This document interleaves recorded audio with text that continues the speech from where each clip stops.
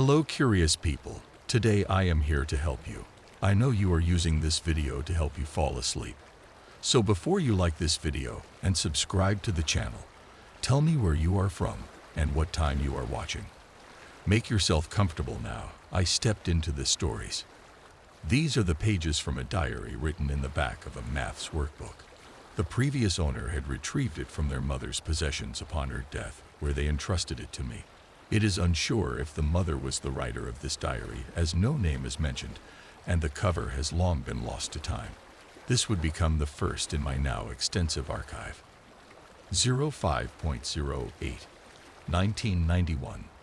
They left me. Becca, Andrew, and Sarah all fucking left me here.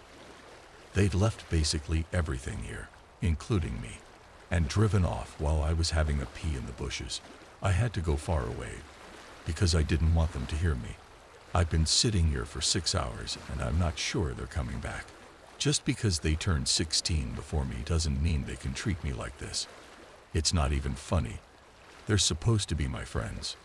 What do I do if they don't come back tonight? Camp. On my own.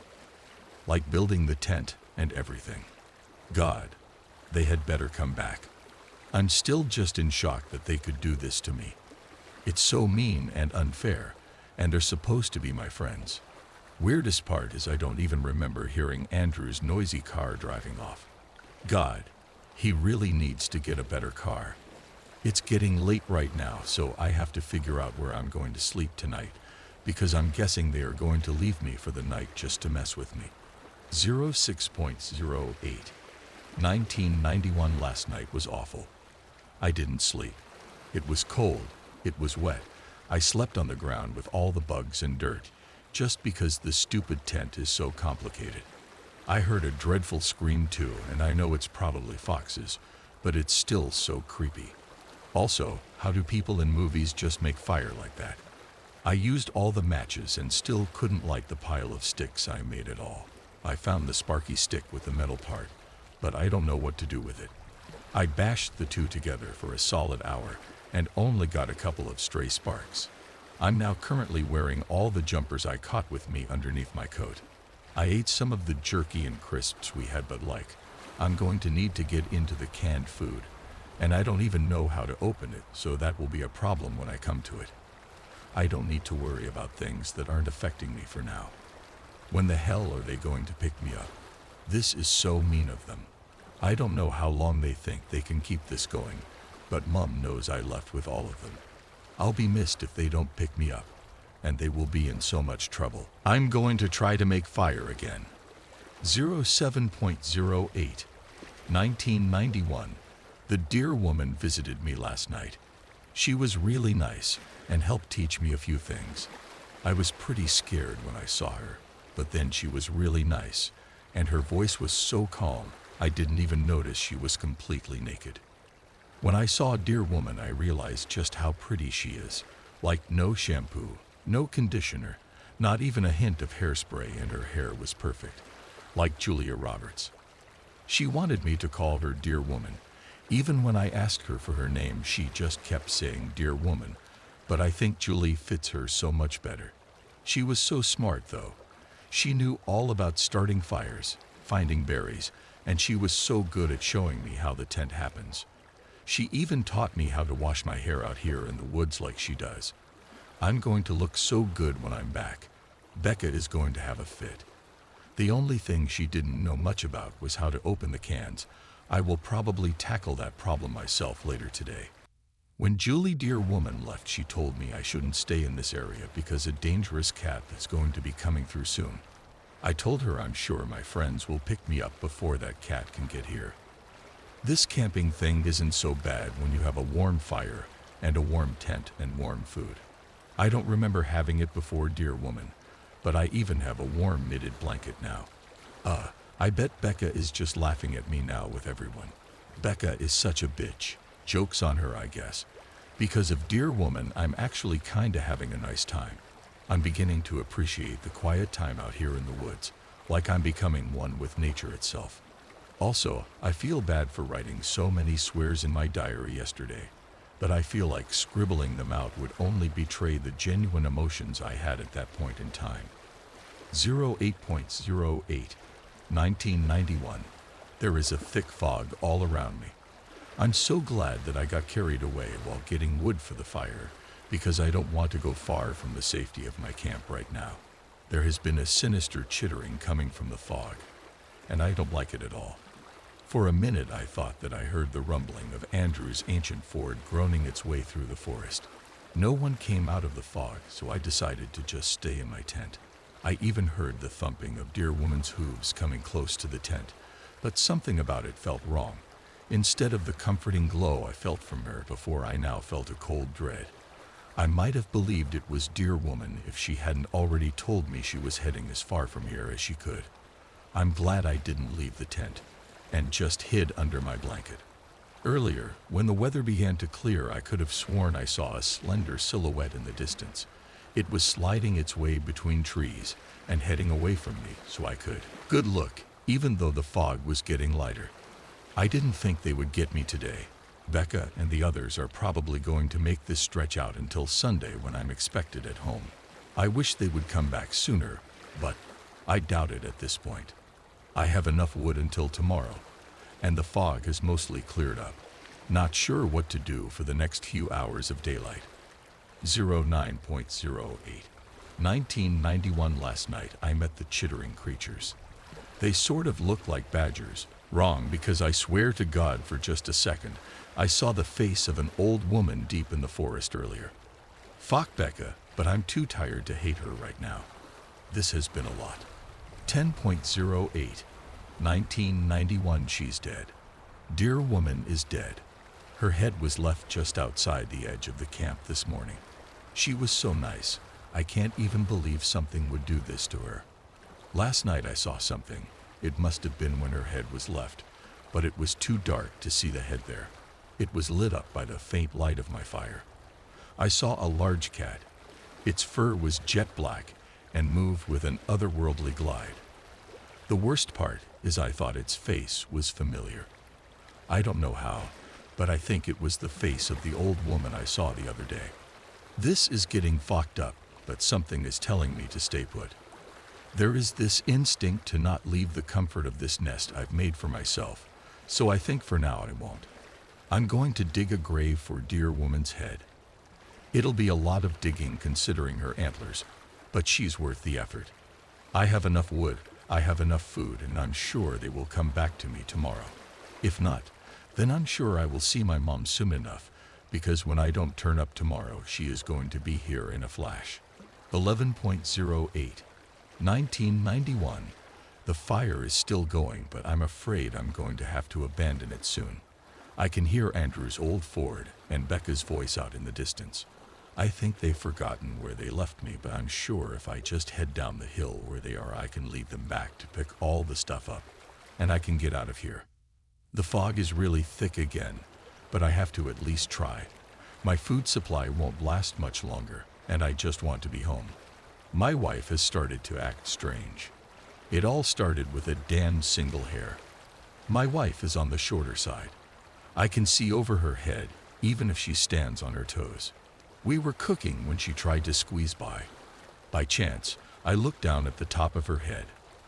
At first, I didn't see it. It was hardly noticeable. A single short white hair was mixed inside the rest of the dark strands. I reached out to brush some hair away to get a better look. She flinched away from my hand, but laughed at the movement.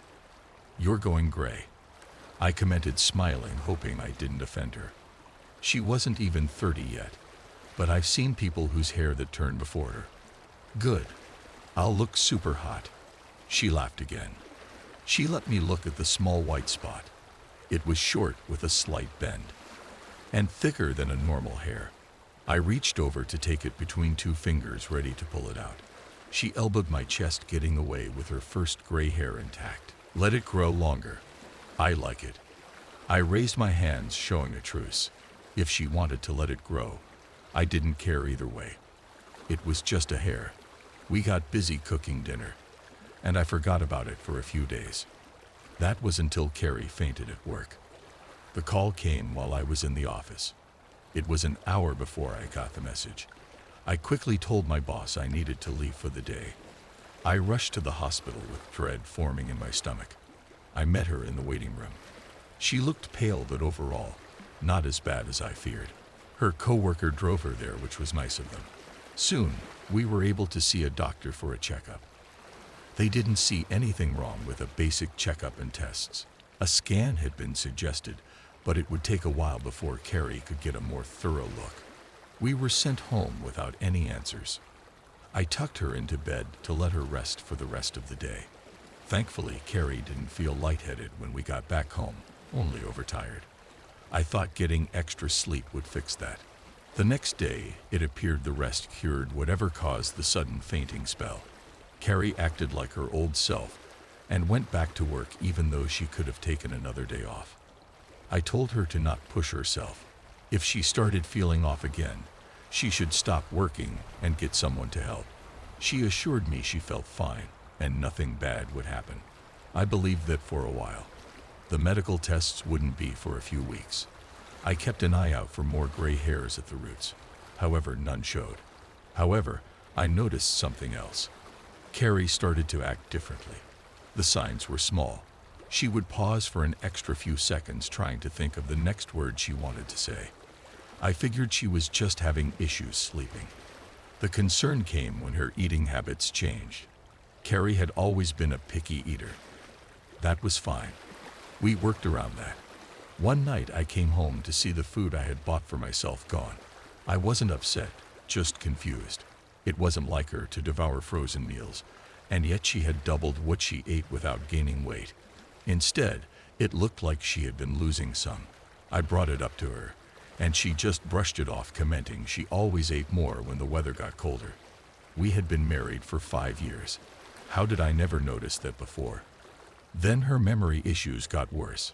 Small items like keys and her wallet were always getting misplaced.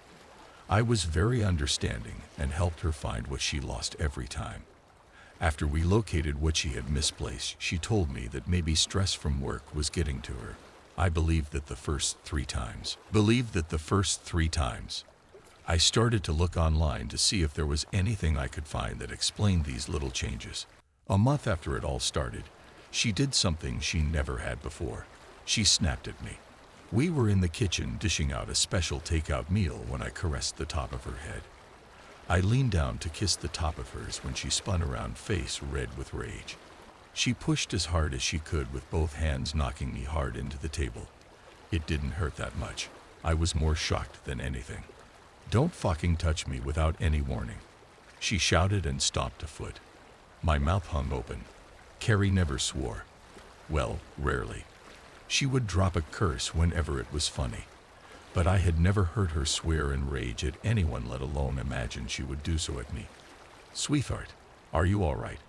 I asked, mouth open. What had I done wrong? Did I cause this? Or did something else happen that made her act this way? My head swam with thousands of questions. Carrie quickly settled down, embarrassed by the outburst. She walked over and offered an apology hug that I took. "I'm fine. I don't know, I'm sorry. I just don't feel like myself for some reason," she said in a small voice. I risked a heavy question that changed the mood. "Do you think you might be pregnant? We've been trying for a while and hormones can make you act different," I suggested. She scrunched up her face at the suggestion as a joke. "Different? As in crazy?" she half-joked. Well, I trailed off and my answer made her smile again. Sadly, she pulled away and shook her head. "No, I already checked." I didn't let the disappointment show on my face.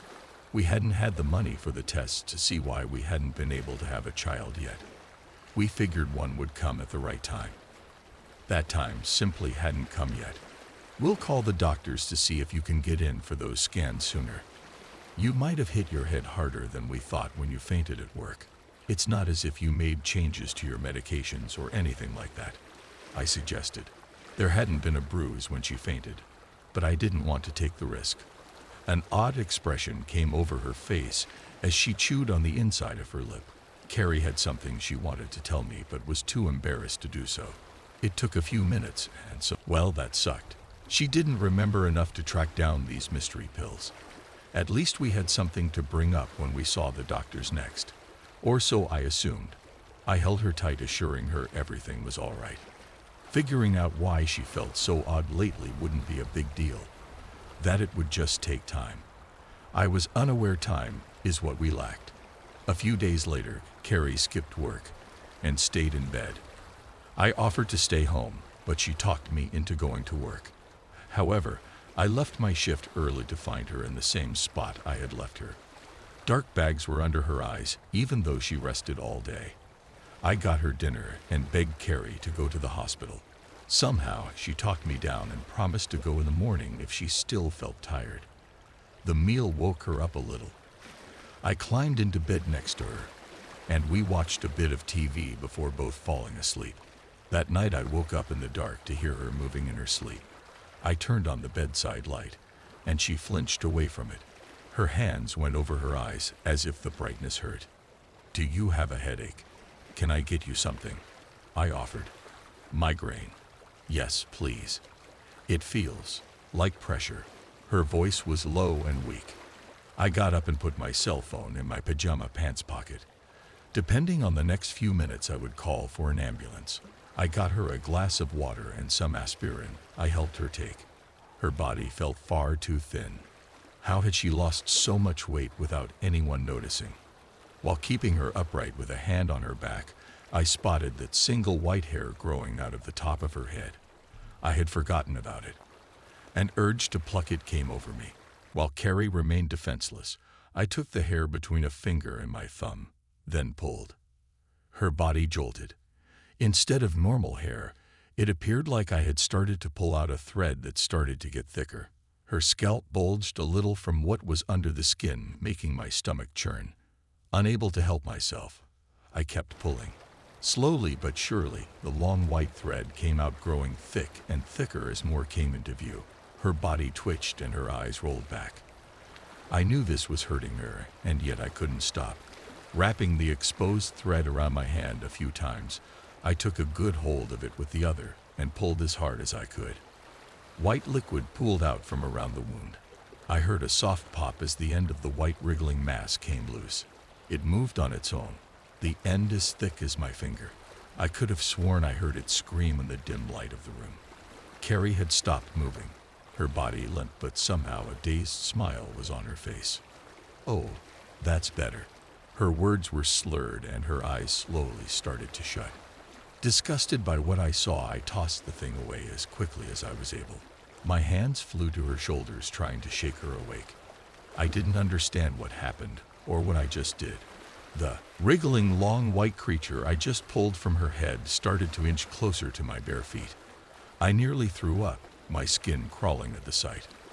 I might have been able to handle myself if what happened stopped there. Quickly, my deepest fears came to light as more small white hairs pushed through Carrie's dark strands, moving on their own, looking for a new host. Just one of these things was enough to nearly make me lose it. Seeing so many caused my brain to shut down.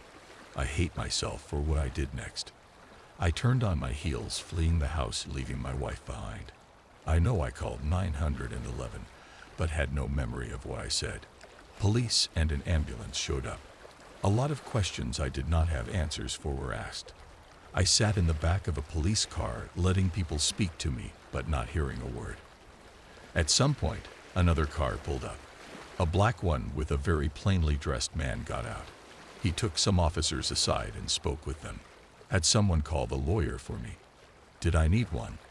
I didn't care enough to ask. The officers came back and asked if I could speak with them at the station. I numbly agreed, but asked about Carrie. They said nothing and just ushered me away. I spent the night at the station going over what I had seen in detail with someone who didn't bother to write anything down. In the morning, I was free to go, but not a soul had told me about Carrie. When I asked, the officer gave a strained look and asked who that might be. I felt like I was going crazy. I demanded information about my wife and caused so much trouble they almost locked me up. A bomb was dropped on my world. They claimed I was never married, and I arrived that night because of a random arson attack on my home. These officers were bad actors. I knew they were lying, but they refused to drop the new story. I called in a favor and a coworker drove me to my place. The street was swarmed with firefighters finishing putting out a blaze. I stared in sheer shock, realizing they kept me at the station all night so they could cover all this up. Who was they? I don't have the slightest clue. No matter who I spoke to, those people had reached them first. In stressed tones, they claimed to not know who Carrie was. This couldn't be happening. I didn't understand how things went wrong so fast. I called and called, praying someone, anyone picked up the phone that knew her. Soon, my calls and any attempts at contacting her family were blocked except by one person. Her mother answered the phone. At first, she didn't speak, and I didn't think anyone was on the other end of the line. Was someone else there with her? Or did she just not want to speak with me? Please stop trying to contact us. We don't know who you're talking about, she said in a low, strained voice. I still have photos of her on my phone. Photos of us together. Please, tell me what's going on, I begged. She was also a victim here. I didn't want to get angry at her. I just wanted answers. I is getting good nowadays, she said, but didn't sound sure of her statement. Please, I loved her as much as you did. At first I thought the line went dead. After a full minute she responded, whispering so low I barely heard her. I did love her so much. But I need to think of my family. I lost a daughter. I refuse to let them take anyone else. She swiftly hung up the phone and then blocked my number.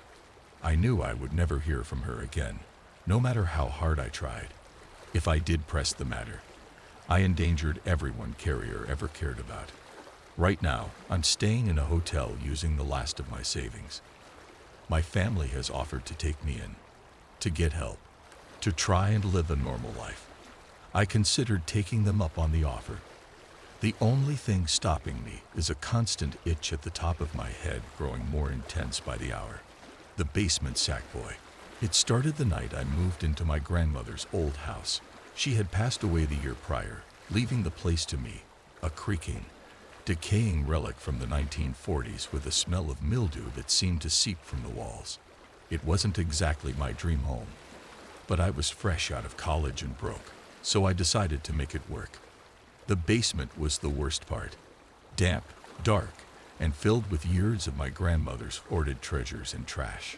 One evening, as I was sorting through the piles of junk, I found it, a Sackboy doll. You know Sackboy, right? From Little Big Planet. The doll was a perfect replica, except not quite. Its button eyes weren't uniform. One was red and the other green, giving it a lopsided, almost malevolent appearance. Its stitched smile was crooked, curling higher on one side, making it look more like a sneer than a grin. Something about it unsettled me, but I chalked it up to the overall creepy vibe of the basement. I tossed the doll into a box with some other old toys, figuring I'd deal with it later. That night, I heard footsteps creaking across the hard floor. At first, I thought it was the house settling. It was old after all. But these footsteps were deliberate, starting at one end of the hallway and stopping just outside my bedroom door. I froze, clutching my blanket. There were no further sounds. In the morning, I found nothing out of place, and I convinced myself I'd imagined it. That was until I went back to the basement to finish cleaning. The Sackboy doll wasn't in the box where I'd left it. I searched the entire basement, thinking maybe I'd accidentally thrown it somewhere else, but it was gone. That was when I noticed something odd. On the dusty floor, leading up the stairs, were small, shoe-like footprints. They were far too small to belong to any human. That night, I locked my bedroom door. The footsteps came again, louder this time. They stopped at my door. And then, the handle began to rattle. I didn't sleep that night.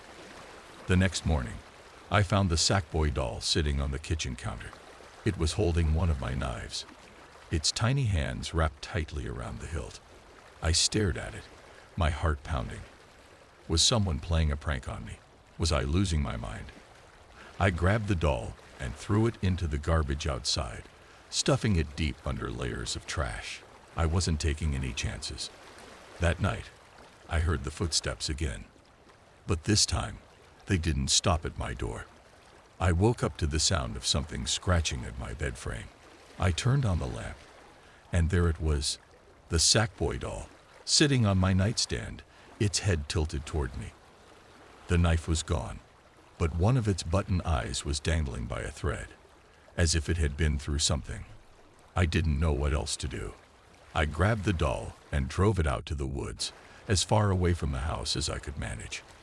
I buried it in a shallow grave under a tree and left without looking back. For the first time in weeks, I slept peacefully. Until the smell woke me. A rancid, putrid stench filled the room, like rotting flesh and stagnant water. I gagged, stumbling out of bed to turn on the light. The Sackboy doll was there, sitting on the floor by the door. Its stitching was undone in places, and I could see something black and oozing inside it, like tar. The dangling button eye was now gone entirely, leaving an empty hole that seemed to stare right at me. And then it moved.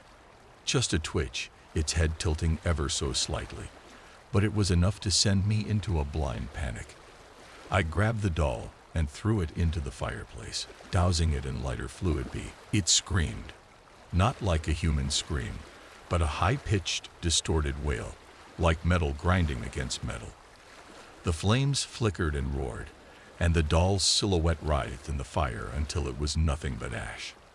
I thought it was over, but then I heard the footsteps again. They came from the basement this time, slow and deliberate, ascending the stairs.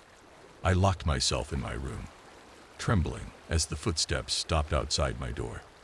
The rattling of the handle was more violent now, as if whatever was out there was angry.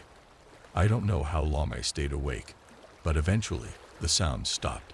In the morning, I found a single scrap of burlap on my pillow, stained with black tar. I sold the house the next week, but sometimes, late at night, I still hear the footsteps. The perfect tenant. I've been managing properties for over a decade for homes which are in the suburbs and rural areas all over Alaska, and I've seen it all. Late rent, broken windows, tenants who disappear in the middle of the night. So when Emily moved in with her husband, it was a relief to finally have someone responsible. She was polite, quiet, and paid rent early every month. She kept to herself, but that was fine with me. Not everyone wants to be best friends with their landlord. She worked at some tech company in the town nearby and mentioned she had odd hours. She told me she liked how private the unit was, on the edge of town, surrounded by woods. The perfect tenant, really. I did not speak with her husband. She mainly paid the rent, handled any problems which came up, and spoke to me the most. It was like her husband didn't exist. A few weeks ago, Emily sent me a text about a leaky faucet. It was late, almost 10 p.m., but I figured I'd take a look the next morning, as I did with all my tenants who had issues this late. She insisted it was urgent and practically begged me. She said the dripping was driving her crazy, so I grabbed my toolkit and drove over. Her car wasn't in the driveway, which wasn't unusual, as she'd said she worked late sometimes. I let myself in with my spare key and called out to let her know I was there. No answer. The place was spotless. I mean, spotless. No dishes in the sink, no shoes by the door, not even a stray piece of mail on the counter. It felt like a model home, not somewhere someone actually lived. It very quickly put me off ease. I just wanted to get the job done and leave. I found the culprit, a leaky faucet, as she said, in the kitchen. It wasn't anything major, just a loose valve. As I tightened it, I noticed something odd. A faint smell, metallic and sour, coming from the garbage disposal. It was just so unusual, a horrific smell that I had never smelt before. Curiosity got the better of me. I grabbed a flashlight and peered down the drain. At first, I couldn't tell what I was looking at, just a wet, dark mass. But then I realized it was hair. Long, matted hair, clogging the disposal. I pulled back, gagging. It was none of my business, I told myself. Maybe she tried to wash out a wig or something. People do weird things, right? Still, The smell stuck with me. That night, all I could think about was the hair. I had a nightmare greet me with open arms as I rested, and it was something I don't think I'll forget for a long time as I saw something slowly climb out of that drain. It was so disturbing to watch its mangled figure, like a broken puppet, but with bones and muscles tied on visible under the pale skin, which laid over it like a bed sheet. Just before it began moving towards me, I awoke to an alarm. 7 a.m. The next day, Emily texted to thank me for fixing the faucet. I wanted to ask about the hair, but I didn't. It just wasn't my place, and that nightmare was just my consequence of curiosity. Unfortunately, I couldn't stop thinking about it. That night, as I was filing paperwork, I pulled up her rental application. Everything checked out. Steady job, good credit, no criminal record. But something nagged at me, a gut feeling I couldn't shake. I decided to look her up online. Her social media was sparse, just a couple of work-related posts, and an old vacation photo. Nothing unusual. Then I searched her name in various news sites. And there it was. An article from 6 years ago. Emily Rivers, local woman involved in brutal home invasion. The details were horrifying. She'd been attacked in an apartment by a man late at night. She managed to fight him off, but he escaped before the police arrived. The invader was caught and sent to prison on breaking and entering, but released last month. I felt a chill run down my spine. No wonder she was so private, I thought. No wonder she chose a place out in the woods. She was probably still terrified he'd come back for her. A few days later, Emily called me. Not texted, called. She sounded panicked, said she thought someone had been in her house while she was at work. She couldn't explain it, just that things felt off. I told her I'd come over right away. When I arrived, she was pacing in the driveway, her face pale. She told me she thought someone had moved her things, just little stuff, like the way her couch pillows were arranged, or how her toothbrush was angled in the holder. Nothing big, nothing missing. But she knew. I checked the locks. All secure. The windows were shut tight. There was no sign of forced entry. I told her it was probably her imagination, but she didn't look convinced. Before I left, she asked if I'd install a second deadbolt on the front door. I said I would. That was 2 nights ago. This morning I was about to install a secondary lock. Instead, I got a call from the police. They said there'd been an incident at the property. When I arrived, the place was crawling with officers. One of them pulled me aside. "Are you the landlord?" he asked. I nodded, my stomach in knots. "We found a body," he said, "in the crawl space under the house."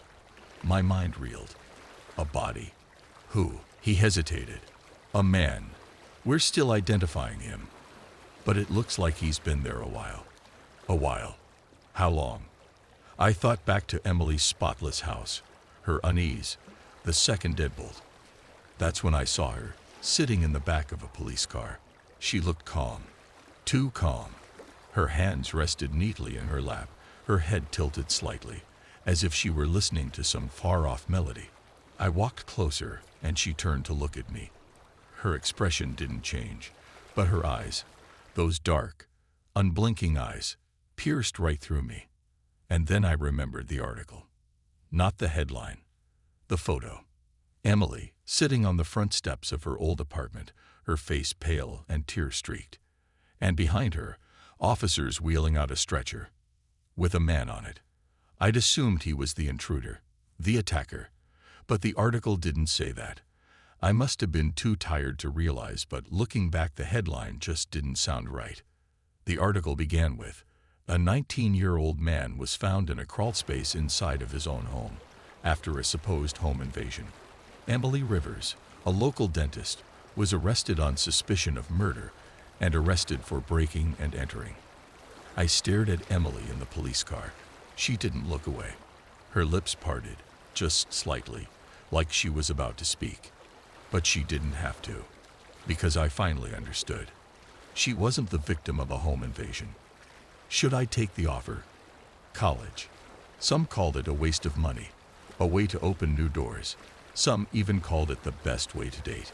It was just a means to an end, a way to get a fancy piece of paper that enabled me to enter the business world. But maybe, just maybe, I should have paid some more attention in my classes and less attention to the clock on the wall that counted down when I'd be free to run to the meal hall.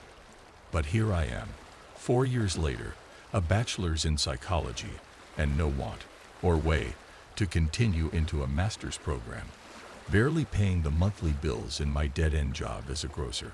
Or at least that was the case until a few days ago. Let me give you a quick breakdown of how I ended up in my current predicament. It was a typical Tuesday.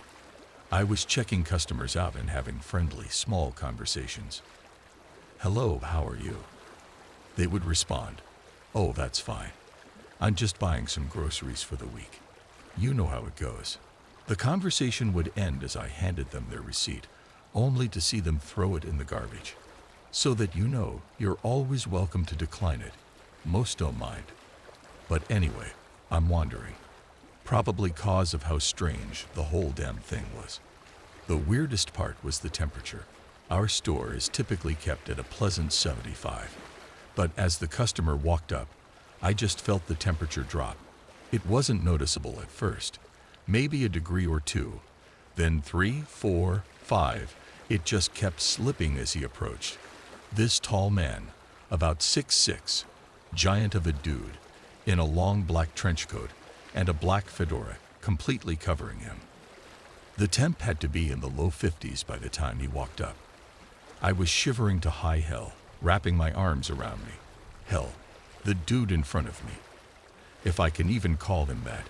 It was kinda tricky to make out his gender, was breathing out a visible cloud of hot air. The strange thing is no one noticed. Not even my coworker at the next stand. They didn't even look cold. No, it was just me, shivering away like a fucking maniac, teeth chattering. I'm sure most people would call that weird, but it gets stranger. I swear. I decided against commenting on the noticeable temperature drop. I'm just praying to God it was a weird malfunction of the AC, and instead asked, "Sir, do you have any goods that you're buying today?" And in the graveliest voice I'd heard, like a Batman impression done shittily, I listened to him respond, "Yes, just this piece of fruit." And in that same bizarrely delayed tone, he sets down a rotten, moldly apple that looks to have expired last year.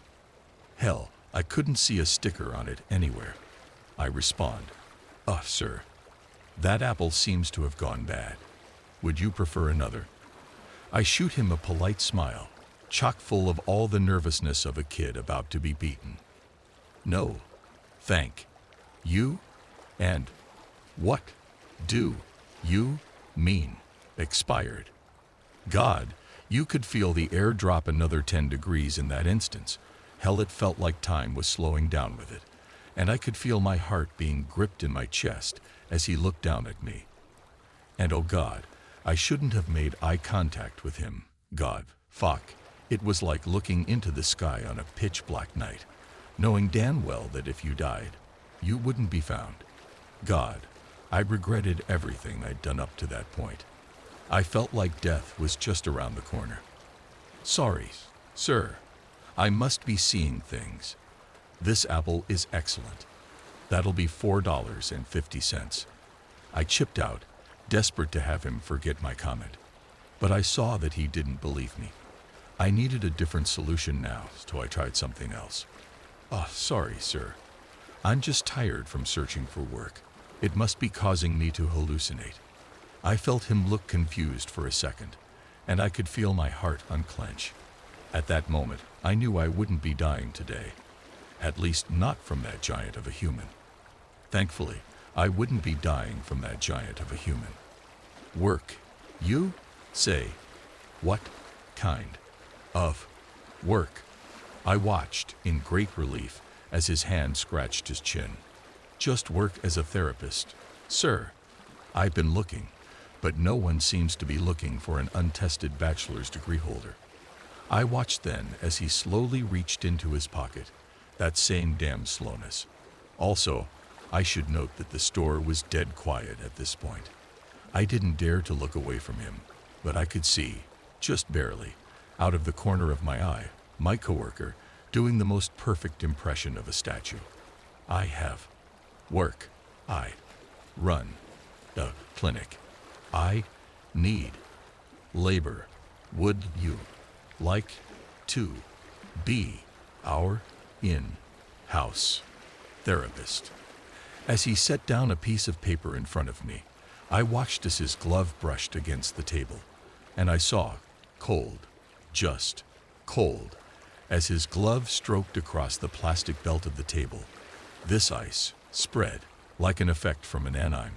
Just this circular sprout of ice. I'll need to consider it. Thank you for the offer, though, sir.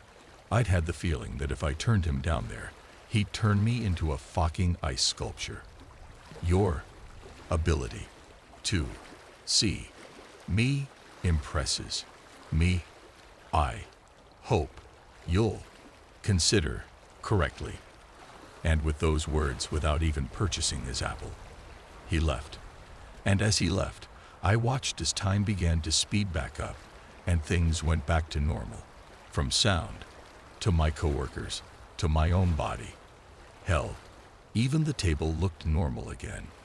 As soon as I felt safe, I had a weird compulsion to analyze this. Flyer, ticket, pamphlet. It's a little hard to tell because it was almost crumbling in my hands as I read it. Asterisk, asterisk, asterisk, asterisk, asterisk, asterisk, asterisk, asterisk, sanatorium, it read. Contact at the bottom. And nothing else really out of the ordinary with it. God, I'm pretty sure I must be crazy or just dead tired. There is no way in hell that time could freeze like that, right? Anyway, I got off work a few hours later, and nothing of note happened after. If anything, people seemed to avoid my aisle with a grimace after he left. And that leads me to send this off to you. Weird internet folks, I'm genuinely considering this job. I feel it'll be exciting, right? Anyways, what do you all think? My wife found out I was having an affair with one of my characters. I'm a writer. Not a good one, but good enough to write a character I fell for and started an affair with. Her name was Thelma Baker. She was ordinary, and I made her increasingly ordinary as I felt myself being drawn to her, but it didn't help. Maybe her ordinariness is what attracted me to her in the first place. On some nights, I just couldn't write anyone else. Then my wife found out. I don't know how. Maybe it was the way I'd phrased the character notes, or my expression while typing away at the laptop. She demanded I stop writing Thelma Baker. No, I said. She wasn't pleased, but what could she do? I can write anywhere, on anything. If I want to write Thelma Baker, I'll damn well write Thelma Baker. Besides, how could I let Thelma Baker down like that? She'd been so lonely. I cherished our writing times together. A few weeks later, my wife emailed me a link to a Google Docs file. What's that? I asked, opening it. My autobiography, she yelled back from the kitchen, and just as I scanned to the end of the document, I saw, my autobiography. I yelled back at him from the kitchen.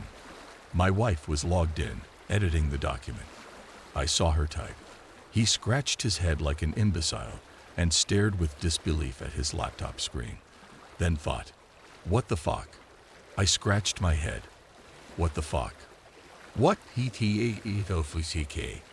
As I walked to the living room, he browsed to his stupid little writing folder and opened up the latest half-assed chapter of his idiotic book. I stared at the document, my document, and felt compelled to write. A scene in which his favorite fictional slut Thelma Baker foxed the entire New York City police force and loves it. Oh yes, yes, give it to me, boys. Thelma Baker screamed in orgiastic ecstasy. I wrote, unable not to write it. And she gave it to them good, reminding them how much better at sex they were than Norman Crane.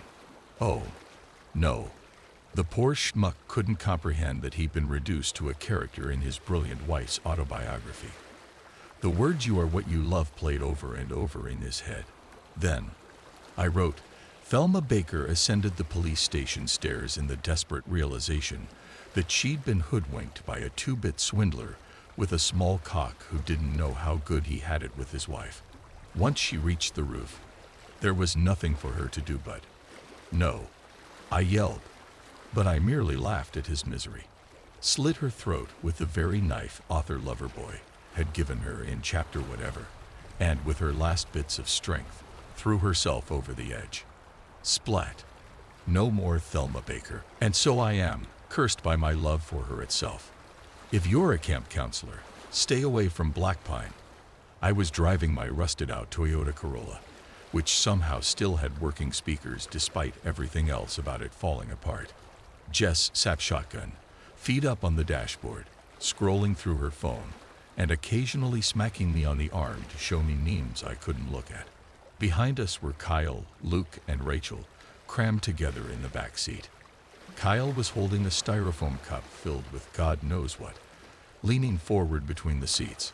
He was the type of guy who always looked like he was about to tell you something you wouldn't want to hear but would laugh at anyway. Luke, on the other hand, was quieter, big into hiking and survival stuff. He'd been our nature guy ever since Jess declared we needed one. Rachel was the calm one, always keeping us grounded when things got chaotic, which they always did with Jess and Kyle around. Honestly, the drive wasn't bad. The weather was perfect. Blue skies, a slight breeze, and the road twisted and turned through some of the prettiest landscapes I'd ever seen.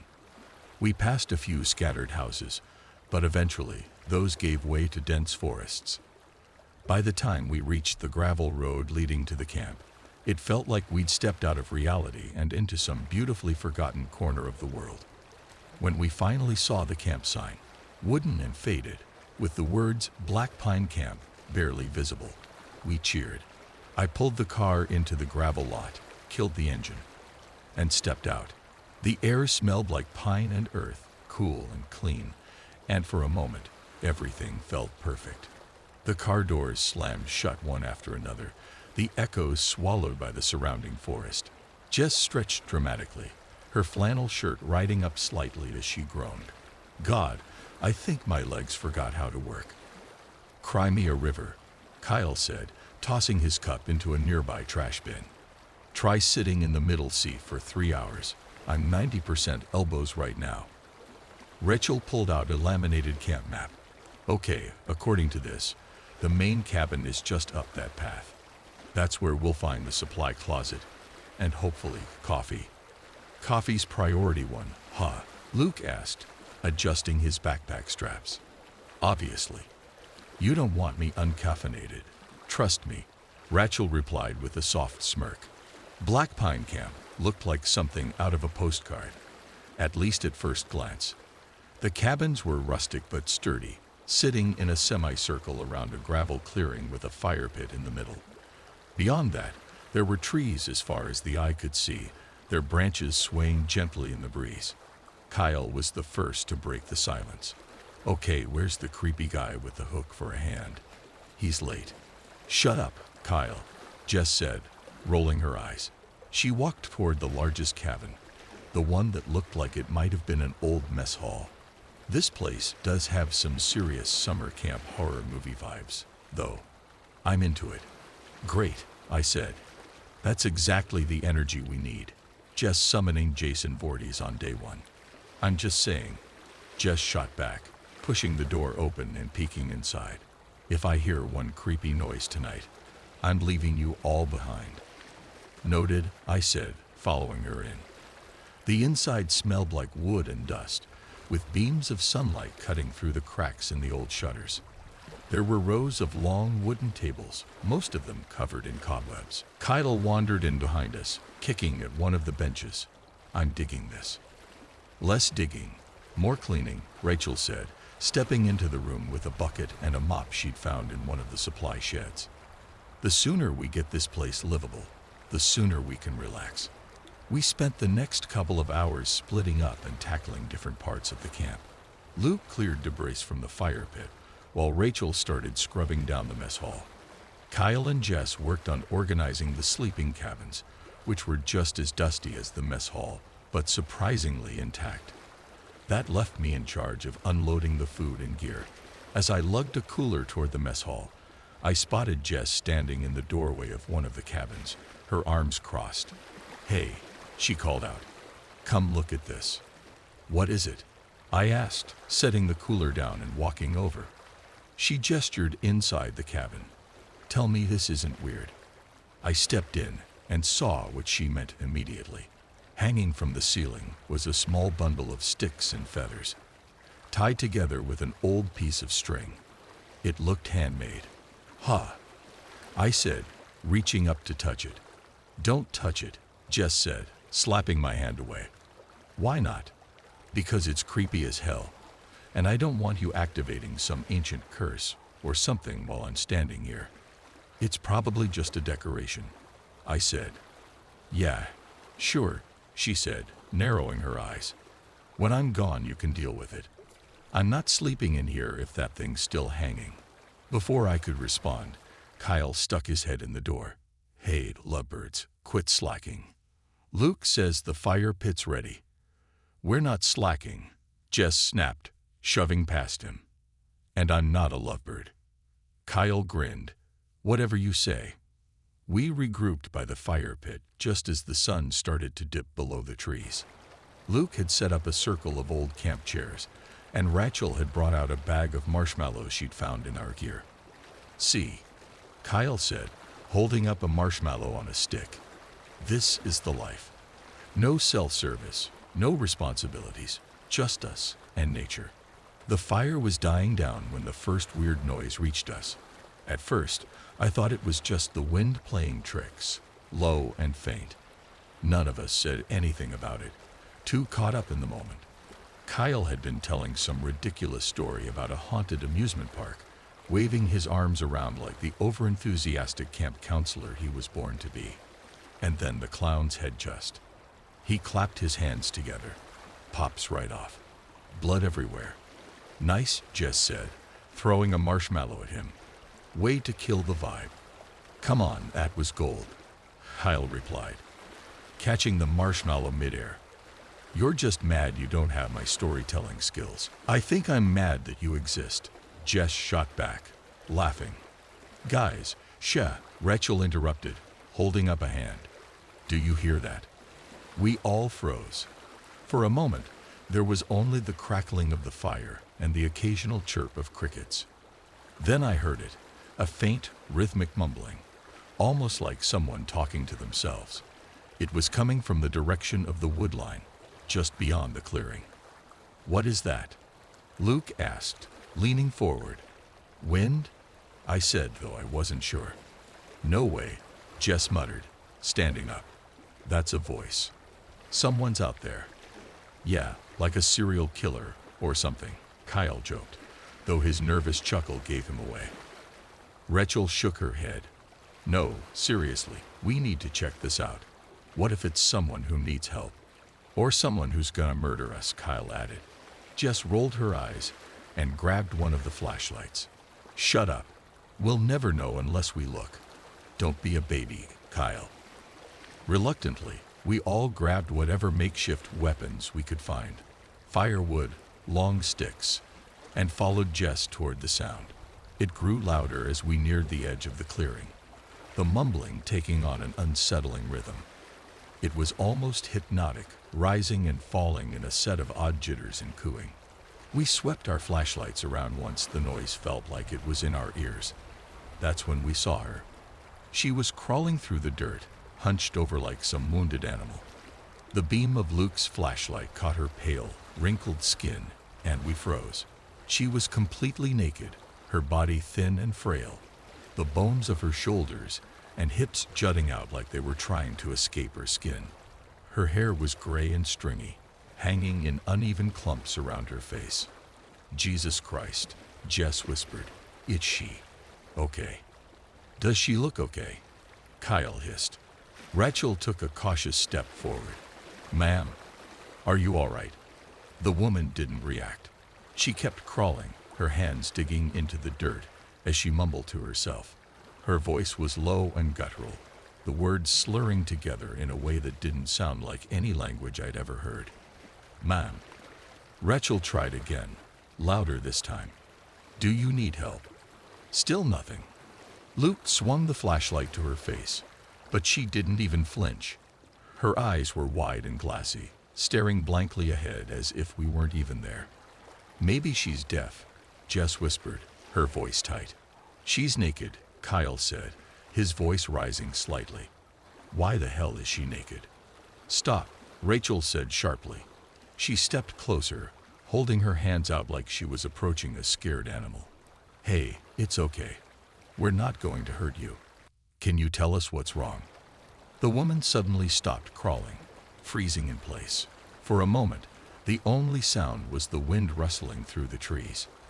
Then, she slowly turned her head toward Rachel. "Holy shit," Jess breathed. The woman's face was pale and sunken, her cheekbones sharp under her paper-thin skin. Her mouth hung open slightly, and for a brief, horrible moment, I thought she might smile. But she didn't. She just stared, her glassy eyes unfocused and empty. Rachel took a step back. Okay, maybe we should." Before she could finish, the woman turned away and began crawling again, dragging herself into the tree line. "Ma'am, wait." Rachel called after her, but the woman didn't stop. Her mumbling resumed, louder now, her bony hands clawing at the ground as she disappeared into the darkness. "What the fuck was that?" Kyle said, his voice shaking. "I don't know," Luke said, lowering the flashlight. "But I don't think we should follow her." "Follow her?" Jess snapped. Who the hell said anything about following her? Rachel looked like she was about to argue, but then she glanced back at the woods and seemed to think better of it. "We can't just leave her out there." "She's gone," I said firmly. "And whatever's going on with her, it's not something we can deal with. Let's just go back to the cabin and figure this out in the morning." No one argued. We hurried back to the fire pit, leaving the woods behind, but the air felt heavier after that, like the trees were forming a wall around us. By the time we reached the cabin, no one was talking. Inside, we locked the door and sat in silence for a while, listening for any sign of the woman. But the woods outside were silent. Morning came too quickly, dragging with it the kind of exhaustion that no amount of coffee or sunlight could shake. None of us said much at breakfast.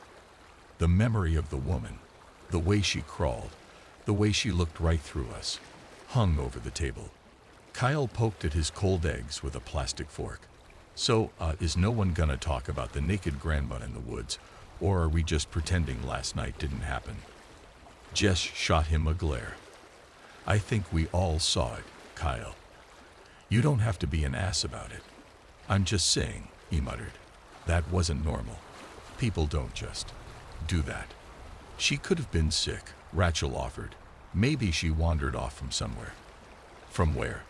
Luke asked, leaning back in his chair. "We're in the middle of nowhere. Closest house is, 20 miles. Guys, can we not?" I said, rubbing my temples. "Let's just get through today. Maybe she was some random drifter, and she's long gone by now." Jess snorted. "Yeah, sure. Long gone. Totally normal behavior to crawl around naked and mumble in the dirt before just taking off." The rest of that day we split up to tackle more of the cleanup, but the air around camp felt different. Thicker, somehow. It wasn't just the woman. It was everything. The woods, the cabins, even the sky. It was like a strange type of stillness. By mid-morning, I was clearing brush from the trail near the cabins when I found it. A small bundle of sticks, feathers, and animal bones tied together with frayed red string. It was hanging from a low branch, swaying gently in the breeze. "What the hell is this?" I muttered, staring up at it. "Found one too." Luke's voice startled me, and I turned to see him walking up the trail towards me. "They're everywhere," he said. "I've counted 5 so far." Jess found one tied to the side of a cabin, and Rachel's freaking out. I reached up to take the one hanging in front of me, but Luke grabbed my wrist. "Don't," he said, his voice low. "Just don't touch it." Why? Because it's creepy as hell. That's why. You don't mess with stuff like this. Jess appeared behind him, holding up a bundle in her hand. So what do we do? Just leave them here. Hope the arts and crafts witches don't come back for round 2. She extended out her arm to look at the twigs. I was on your page before, Luke, but these things got to go. We need to tell someone, Rachel said, jogging up the trail to join us. She was pale, her arms crossed tightly over her chest. These things weren't here yesterday, and I already took down a few with Kyle. Someone's been here. Yeah, no shit, Jess said. Probably the same someone who was crawling around last night. Stop, I said, my voice sharper than I meant it to be. We don't know what's going on, but freaking out isn't going to help. Rachel opened her mouth to argue, but before she could say anything, Kyle called out from the direction of the cabins. Guys, you might want to see this. We followed his voice to the fire pit, where he was crouched over something on the ground. As we got closer, I saw what he was looking at. A strange symbol etched into the dirt. It was a perfect circle with jagged lines radiating out from the center, almost like a sunburst. It's fresh, Kyle said, tracing the edge of the symbol with his finger. I checked the fire pit last night before bed. This wasn't here. Okay, great, Jess said, throwing her hands up. So now we've got creepy symbols, freaky art projects, and a naked lady crawling around in the woods. Are we sure this isn't some elaborate prank? Like, are there hidden cameras somewhere? If it's a prank, it's a damn good one, Luke muttered. Rachel shook her head. I don't think this is a joke. I think we're being warned. Warned about what? Kyle asked, standing up. Rachel didn't answer. She just looked back at the woods, her face pale and drawn. The rest of the day passed in uneasy silence. None of us wanted to stray too far from the cabins, but staying close didn't feel much better. Every noise, every shadow in the trees set my nerves on edge. By the time the sun began to dip below the horizon, we were all on edge. The strange symbols, the bundles, the oppressive silence of the woods. It was all adding up to something. I caught Jess glancing over her shoulder as we walked back to the cabin for dinner. Do you think she's still out there? She asked, her voice barely above a whisper. I didn't answer. I didn't need to. We both knew the truth. When we finished dinner, if you could call microwaved instant noodles a dinner, the tension in the cabin was thick enough to choke on. Nobody wanted to admit they were scared, but the way Jess kept glancing at the windows and how Kyle wouldn't put down the fire poker spoke volumes. We tried to distract ourselves with a card game, but it didn't help much. Every shuffle of the deck sounded unnaturally loud. 3 of a kind, Jess said, slapping her cards on the table. Paid up, losers. Kyle groaned and flicked a peanut at her. You're cheating. I know it. I don't need to cheat to beat you, Kyle, Jess said, smirking, though her eyes darted toward the window again. Rachel stood abruptly, wringing her hands. I can't do this anymore. Do what? Luke asked. Pretend everything's fine. It's not fine. There's something wrong here. The symbols, the bundles, the woman. This whole place feels off. Great, Kyle said, tossing his cards on the table. Let's all panic. That'll totally fix everything. She's not wrong, though, Jess said, her voice softer. It's not just her. You all feel it, don't you? Nobody answered, but the silence was enough. And then something changed. It started faint, just like the night before. Low, rhythmic mumbling, drifting through the trees. My stomach twisted as the sound grew louder, closer. It wasn't the same as last night. It wasn't one voice this time. It was many. Tell me that's the wind, Jess said, her voice trembling. It's not the wind, Luke muttered, already reaching for the flashlight. We crowded by the window, staring out into the dark. The fire pit was barely visible in the faint moonlight, but beyond it, a figure moved. At first, it was hard to make out. shadows shifting just outside the clearing. But as the mumbling grew louder, the shadows stepped into the open. They were old women. At least they looked like old women. They moved slowly, shuffling in uneven steps, their heads low and their shoulders hunched. The firelight caught their faces, wrinkled, pale, and blank, like the woman from the night before. There were 4 of them, all muttering under their breath in that same strange, guttural language. "What the hell?" Kyle whispered, backing away from the window. "Are they?" Rachel started, but her voice broke. "They're old," Jess said, gripping the edge of the table. The women didn't seem to notice us. They shuffled around the fire pit, their muttering rising and falling like some bizarre chant. One of them stopped and tilted her head back, her mouth opening wide as if she was screaming, but no sound came out. "We should go out there," Rachel said suddenly. "Are you insane?" Jess snapped. "Did you not see what happened last night? We don't go near them. They're just women," Rachel said, though her voice was shaking. "What if they're lost? What if they're not lost," Luke said firmly. "Look at them. Does that seem lost to you?" We all turned back to the window. The women had started to move again, this time heading toward the woods. One of them paused at the edge of the trees and turned, staring directly at the cabin. I felt my breath catch. Her eyes were blank and milky, her expression slack. But somehow, I felt her looking through the cabin, like she could see us, see me. "Close the curtains," I whispered. Jess moved quickly, yanking the curtains shut and plunging the cabin into darkness. We all stood there for a moment, listening to the sound of our own breathing and the muffled murmurs of the women outside. After what felt like an eternity, the mumbling began to fade. "They're leaving," Luke said, his voice barely audible. Nobody moved until the forest fell silent again. Even then, we stayed huddled together in the center of the room, too afraid to speak. Eventually, Kyle broke the silence. "So, we're all just gonna pretend that was normal, right?" "Shut up, Kyle," Jess said, but her voice wavered. None of us slept that night. Every creak of the cabin, every gust of wind, sounded like footsteps. I lay awake, staring at the ceiling, trying to convince myself it was over. But deep down, I knew the women would be back. None of us spoke much the next morning either. We sat around the cabin's small dining table, sipping instant coffee and avoiding each other's eyes. The daylight felt weaker than it should have, like the sun was trying to push through some hidden barrier. I kept glancing at the window, half expecting to see one of those women standing in the clearing. "We have to leave," Rachel said suddenly, breaking the silence. Her voice was hoarse, her face pale. "Today. Right now." Jess nodded, barely touching her coffee. "Yeah, this place is messed up. I don't care if the camp leader gets mad. We're leaving."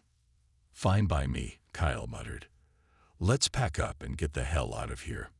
Luke set his mug down and rubbed his temples. "Okay, but what's the plan? The car can only take so much gear. Do we?" "We'll figure it out," Rachel interrupted. "We'll leave the camping supplies or whatever. We just have to." A loud metallic clang echoed through the cabin, cutting her off. Everyone froze. "What the hell was that?" Jess whispered. "Sounded like it came from the car," Luke said, standing quickly. We all grabbed whatever we could find, flashlights, a crowbar, a broom, and headed outside. The clearing was empty, but the sound had definitely come from the direction of the parking area. When we reached the car, my stomach dropped. Both tires on the driver's side were slashed, deflated into sad, crumpled shapes against the gravel. A long, jagged tear ran down each one, as though something sharp and deliberate had ripped through them. "Jesus Christ," Jess muttered. "Not just that," Luke said, crouching near the hood. He pointed to a pool of dark liquid spreading under the car. "They cut the fuel line, too." Kyle kicked at a rock, cursing under his breath. "Are you kidding me? Who the hell does this?" "The women," Rachel said, her voice trembling. "It was them. It has to be." Jess threw up her hands. Okay, great. So now we're stranded in Town. What do we do now? We wait, Luke said firmly, standing up. The camp leader's supposed to show up tomorrow morning, right? That's what, 24 hours. We can survive one more night. One more night? Rachel's voice cracked. Did you see what they were doing out there? What if they come back? What if they don't leave this time? We don't have a choice, I said, trying to keep my voice steady. We're not walking 20 miles through the woods with no cell service. We stay, and we stick together. Jess looked like she wanted to argue, but she didn't. Instead, she folded her arms and stared at the ground. Fine. But I'm not just standing here like a sitting duck. We're boarding this place up. We spent the rest of the day trying to stay busy. Luke and Kyle boarded up the windows in the cabins while Jess and I gathered firewood. Rachel sat by the radio, twisting the knobs in vain, trying to pick up a signal. We should have left yesterday, she said when I came back inside. I didn't argue. She was right. As the afternoon wore on, the unease grew worse. None of us wanted to stray too far from the cabin, but being inside felt claustrophobic. The woods seemed darker than they should have been. At one point, Jess found another bundle laying near the fire pit. This one bigger than the others, with what looked like a tuft of animal fur tied to it. We didn't touch that one.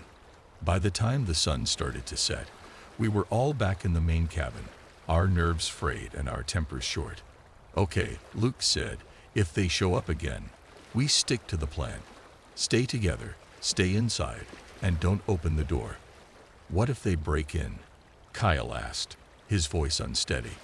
They won't, Luke said, though he didn't sound convinced. We'll be fine. Nobody believed him. The sky outside darkened.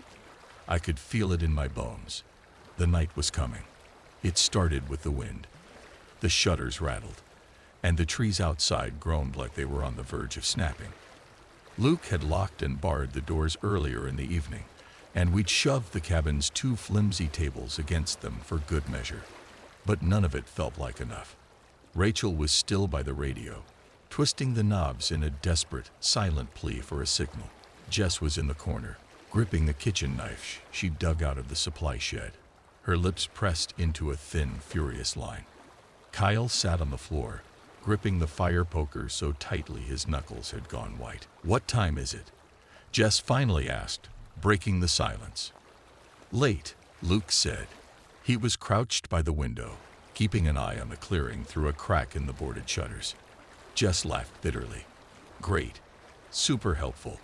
Thanks, Luke. Cut it out, I said, trying to keep my voice steady.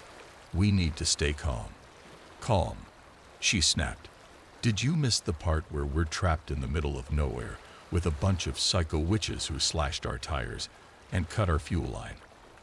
You want me to calm down. I want you to stop freaking everyone out. Before Jess could respond, Luke held up a hand. Quiet. We all froze, every muscle in my body locking up as I strained to hear what he did. At first, there was nothing but the wind and the groaning trees. And then I heard it. The sound I'd been dreading since the sunset. The chanting. It started faint, like it had the night before, but this time, it wasn't coming from the woods. It was closer, much closer. Jesus Christ, Rachel whispered. They're here, Luke said, his voice flat. We crowded around the window, peeking out through the cracks. The fire pit at the center of the clearing glowed faintly with embers we thought had died hours ago. Figures moved in the shadows around it, their bodies lithe and jerky, like crows being yanked on leash. They were the same women from the previous night, or whatever was left of them. Their skin hung loose and torn, the raw, pink flesh underneath glistening in the firelight.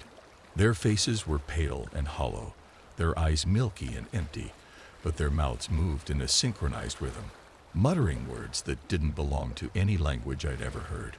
One of them bent backward at an impossible angle, her head lolling unnaturally to one side as her voice grew louder. Another dragged something heavy behind her, a burlap sack that squirmed and bled onto the dirt. Are those? Kyle started, but his voice trailed off, his face ashen. The women moved with purpose, dragging the sack toward the fire pit. One reached into it and pulled out a struggling, writhing animal. A rabbit, I think. The woman held it high above her head, her muttering rising to a fever pitch, and then she ripped it open with her bare hands. Rachel let out a choked sob and stumbled back from the window, but I couldn't look away.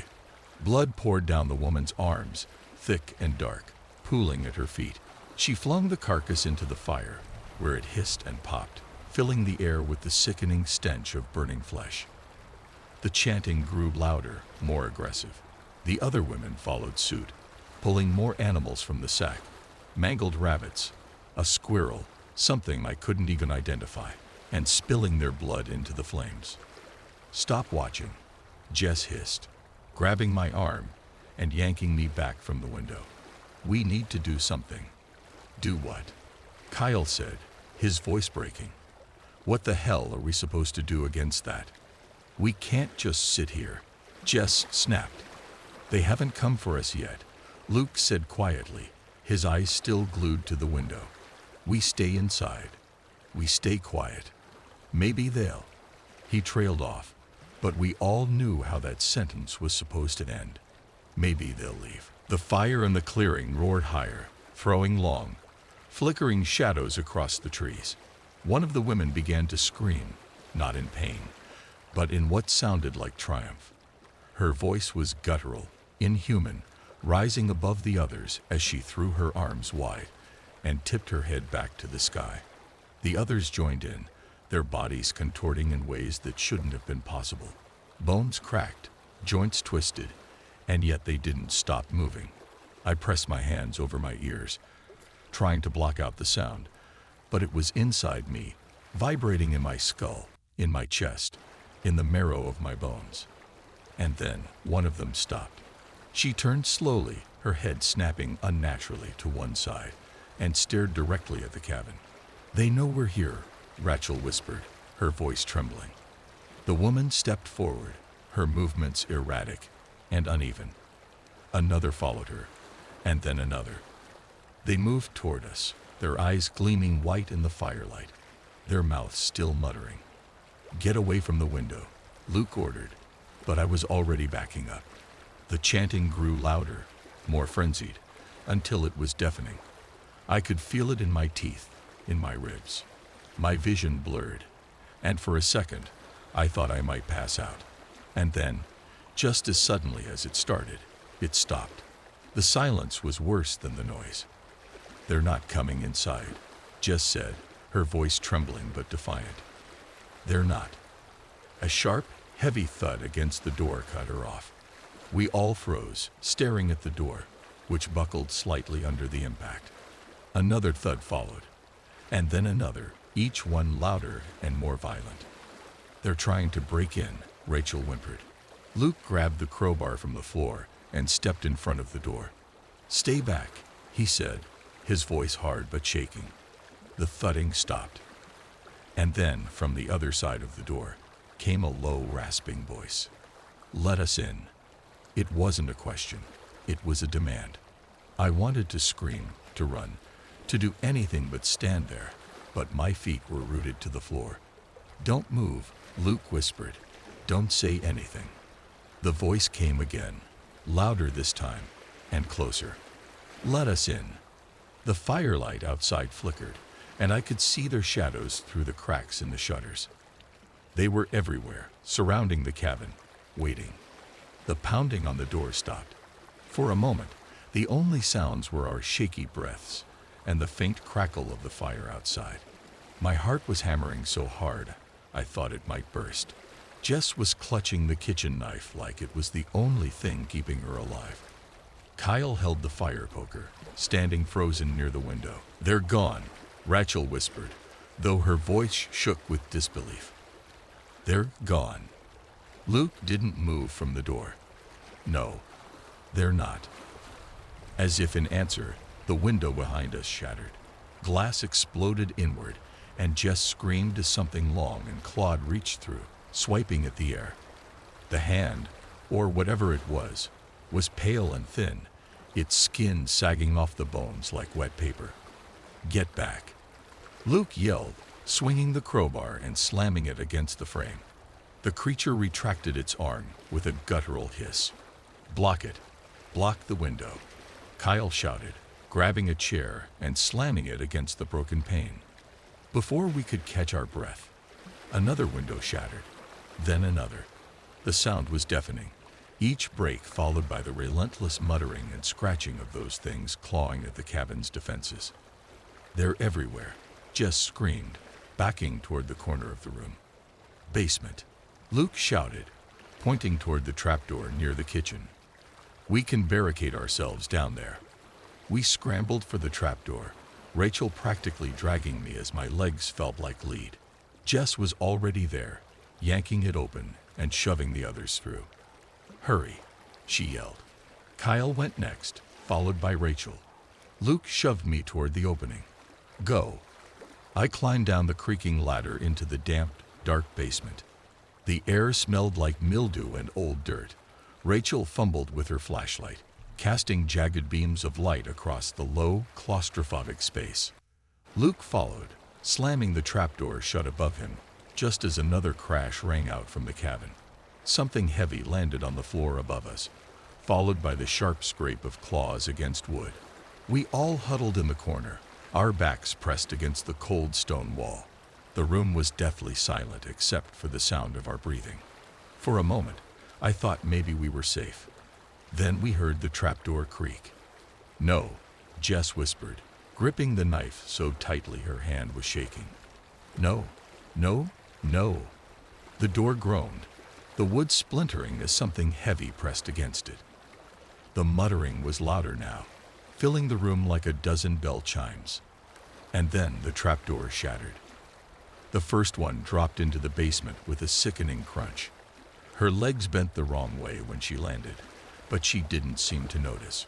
Her skin hung off her frame in wet, rotting folds, and her milky eyes glowed faintly in the dark. Jess lunged forward, slashing with the knife, but the hag moved unnaturally fast, twisting around her strike and slamming her to the ground.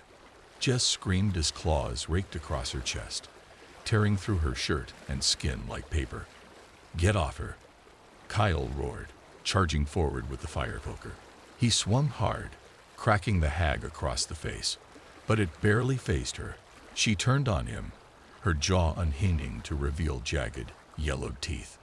More of them dropped into the basement, their movements jerky and inhuman. The room filled with chaos, screams, growls, the wet sound of flesh tearing. "Run," Luke shouted, grabbing my arm and pulling me toward the far corner of the basement, where a narrow crawl space led into the foundations. I stumbled, nearly tripping over something soft and warm. I didn't want to look, but my eyes betrayed me. Jess lay on the floor, blood pooling beneath her as one of the hags dragged her limp body toward the trapdoor. "No," I shouted, reaching for her, but Luke yanked me back. "She's gone," he yelled.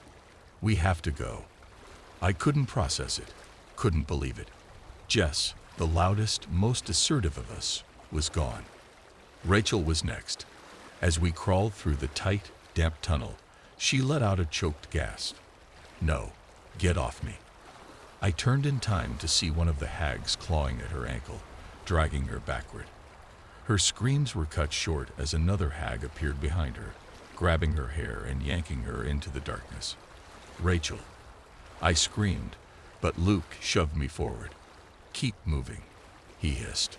The crawl space opened into a wider section of the foundation, the walls damp and crumbling. Kyle was there, clutching his arm, which hung at an unnatural angle. His face was pale, his eyes wide with shock. "They're everywhere," he mumbled. "We can't. There's too many of them." Luke crouched beside him, shaking him by the shoulders. "Stay with me. We're going to make it." Before Kyle could respond, a shrill, unnatural scream echoed through the foundation. The light from Rachel's discarded flashlight flickered, and I saw them. The hags poured into the space, their twisted bodies moving unnaturally fast, their claws raking the walls as they closed in. Kyle let out a ragged yell and lunged forward, swinging the fire poker with his good arm.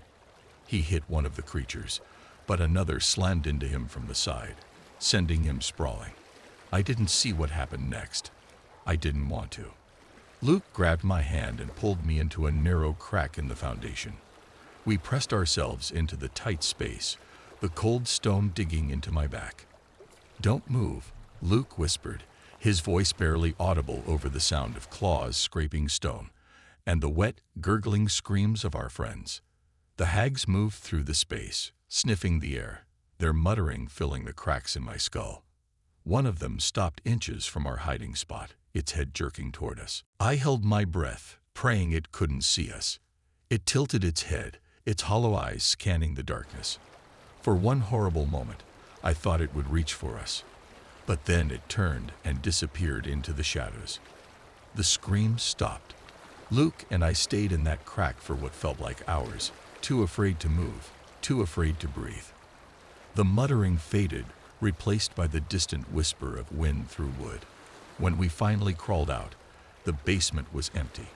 The walls were splattered with blood, and the air reeked of copper and decay.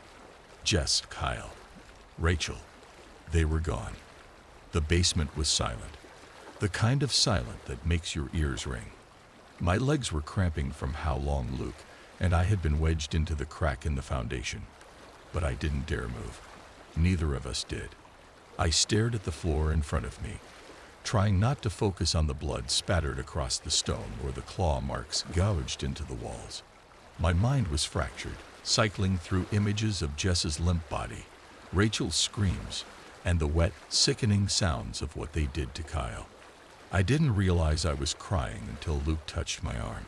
His face was pale, streaked with dirt and sweat, and his eyes were hollow. He didn't speak. He just pointed to the faint sliver of light filtering in from the broken trapdoor above. "They're gone," he mouthed, his voice too weak to form actual words. I shook my head. "You don't know that," I whispered, though my voice cracked. "I do," he insisted, his voice barely audible. "Listen." I forced myself to listen. The hag's guttural muttering, the scraping of their claws, the screaming, they were gone. Luke reached out slowly, testing the air. When nothing happened, he motioned for me to follow. It took everything I had to crawl out of the crack. My body felt heavy, my arms and legs trembling as if they weren't mine. The basement felt smaller than it had before, every corner soaked in death. Luke and I climbed the broken remains of the ladder and pushed the trapdoor open cautiously. The cabin was destroyed. Furniture was overturned, the walls gouged and broken, and the floorboards were slick with blood. I tried not to look too closely at the stains, at what was left of our friends. "Keep moving," Luke muttered, his voice hoarse. "Don't stop." We stepped into the clearing. The fire pit was still smoldering, the embers casting long, flickering shadows across the camp. The bundles of sticks and feathers were scattered across the ground, soaked in what I hoped was water, but knew wasn't. There was no sign of the hags. When the first light of dawn broke through the trees, I almost cried. The pale yellow glow didn't feel real, like it was some cruel hallucination meant to lure us deeper into the nightmare. But the further we walked, the brighter it became. And then we heard the rumbling of a truck. It was parked just off the dirt road, a beat-up old thing with the camp's logo painted on the side. The camp leader's truck. Luke broke into a run, shouting and waving his arms, but I hung back, my legs refusing to move. I watched as the door opened, and a man stepped out, his face wrinkled and weathered but undeniably human. "Jesus Christ, what happened to you kids?" the camp leader asked, his voice thick with concern. Luke fell to his knees, gasping for breath. "They're dead," he said, his voice cracking. "They're all dead." The man's face fell. He rushed over to me, his hands on my shoulders as he asked me what happened. I couldn't answer. Luke told him everything, his words tumbling out in a frantic, jumbled mess.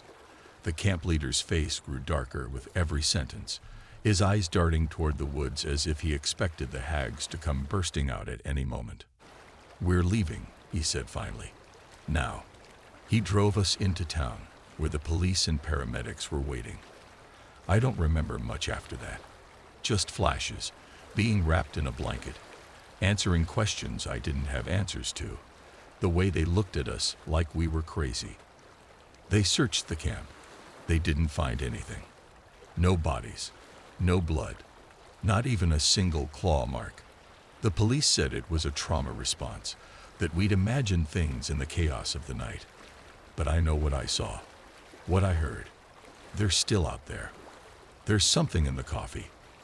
I've been awake for 18 days. That's not hyperbole or any form of exaggeration.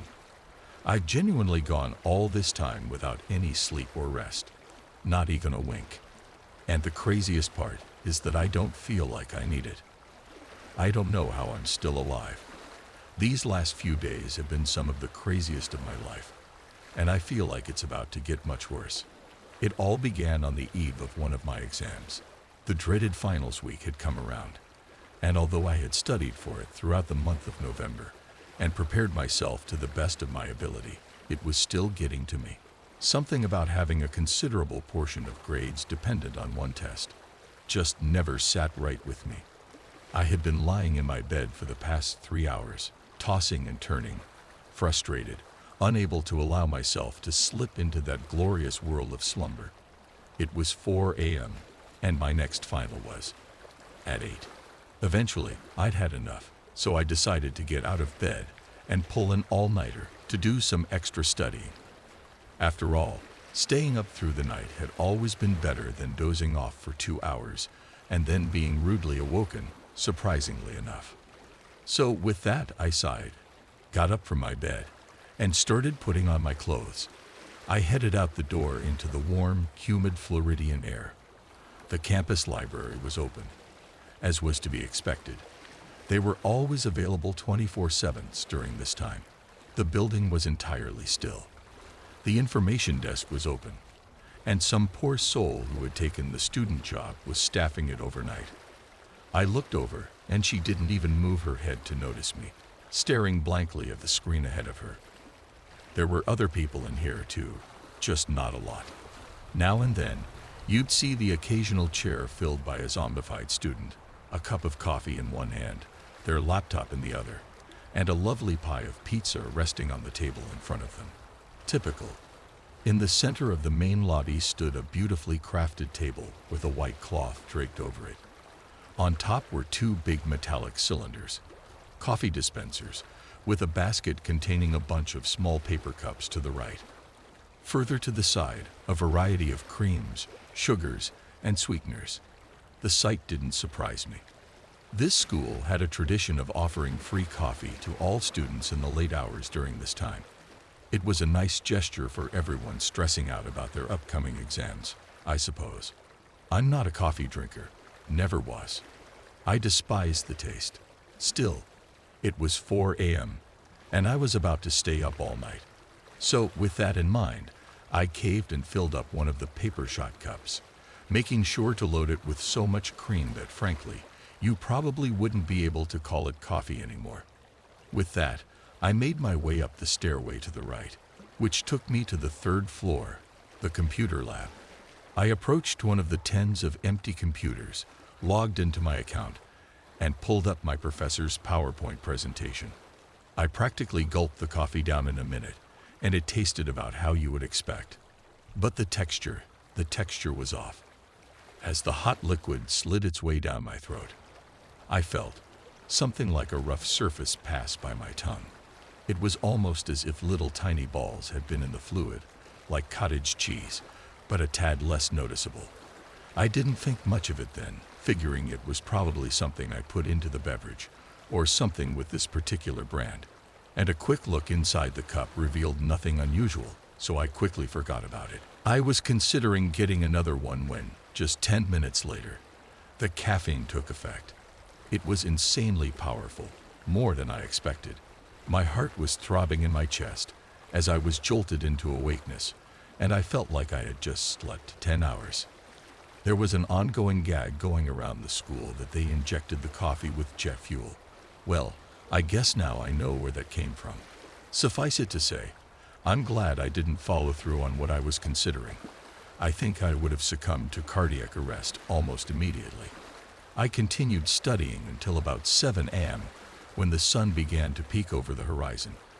As I exited the building, stepping into the crisp morning air, I still felt perfect. The heart pounding in my chest was the only thing telling me that this period of energy was artificial. I finally understood why people were such avid coffee drinkers, and I thought that maybe I should do this more often. It ended up taking until about 2 p.m. that day for the caffeine to wear off. At last, I could feel my body begin to slow down, and the full effect of the stunt I had just pulled came over me like a rock. It was like somebody had snapped their fingers, and I just crashed. I decided to return to my bed and attempt to sleep off last night. Not for too long, though. After all, I had more finals in the morning. And thinking of that got my fear going once again. I said I had prepared the best I could, but the one that was coming up, oh boy, no matter what I tried, I couldn't figure out half of it. And the thing was worth about 40% of my grade. If I didn't do well on this final, it would tank my class average. A slight panic set in at the thought of it. I should mention that I have a mild case of anxiety. Not to the extreme where I get regular panic attacks, but just enough to make every testing situation about 10 times worse than it is for anyone else. I tossed and turned for about 30 minutes in this pit of dread I was drowning in, when suddenly, something very peculiar happened. My sleepiness disappeared again. It was just gone. Entirely and utterly vanquished. I didn't know what to make of it at first, but blamed it on the adrenaline currently shooting through my veins. I decided to splash some cold water on my face and take a hot shower to calm down. It didn't help. 2 hours of laying there passed. Nothing. It didn't make sense to me. It was as if the crash had just ended. As I wasn't getting any sleep, I decided to use this time to work some more. Being so worried about what was coming up and all, I did just that until about 11 p.m. that night. And again, I just still didn't feel tired. I spent hours tossing and turning, hoping, begging myself to fall asleep. But no dice. I had enough at this point. I pulled out my phone and did a quick Google search on how long caffeine is supposed to last. Most results pointed me in the direction of 4 to 6 hours, with the more extreme estimates being up to 12. This had already gone far longer than any of the websites suggested. I rationalized it away by saying that perhaps I was just sensitive to caffeine, and that since this was my first real exposure, it would take a while for the effects to subside. I was going to crash eventually. I just needed to wait it out. But that didn't happen. It was now 4 a.m., and I was still lying awake in bed, feeling no different. I decided to spend the night studying again, very decidedly not taking any of the coffee this time, slightly annoyed that I would likely regret it in the middle of the next morning's final.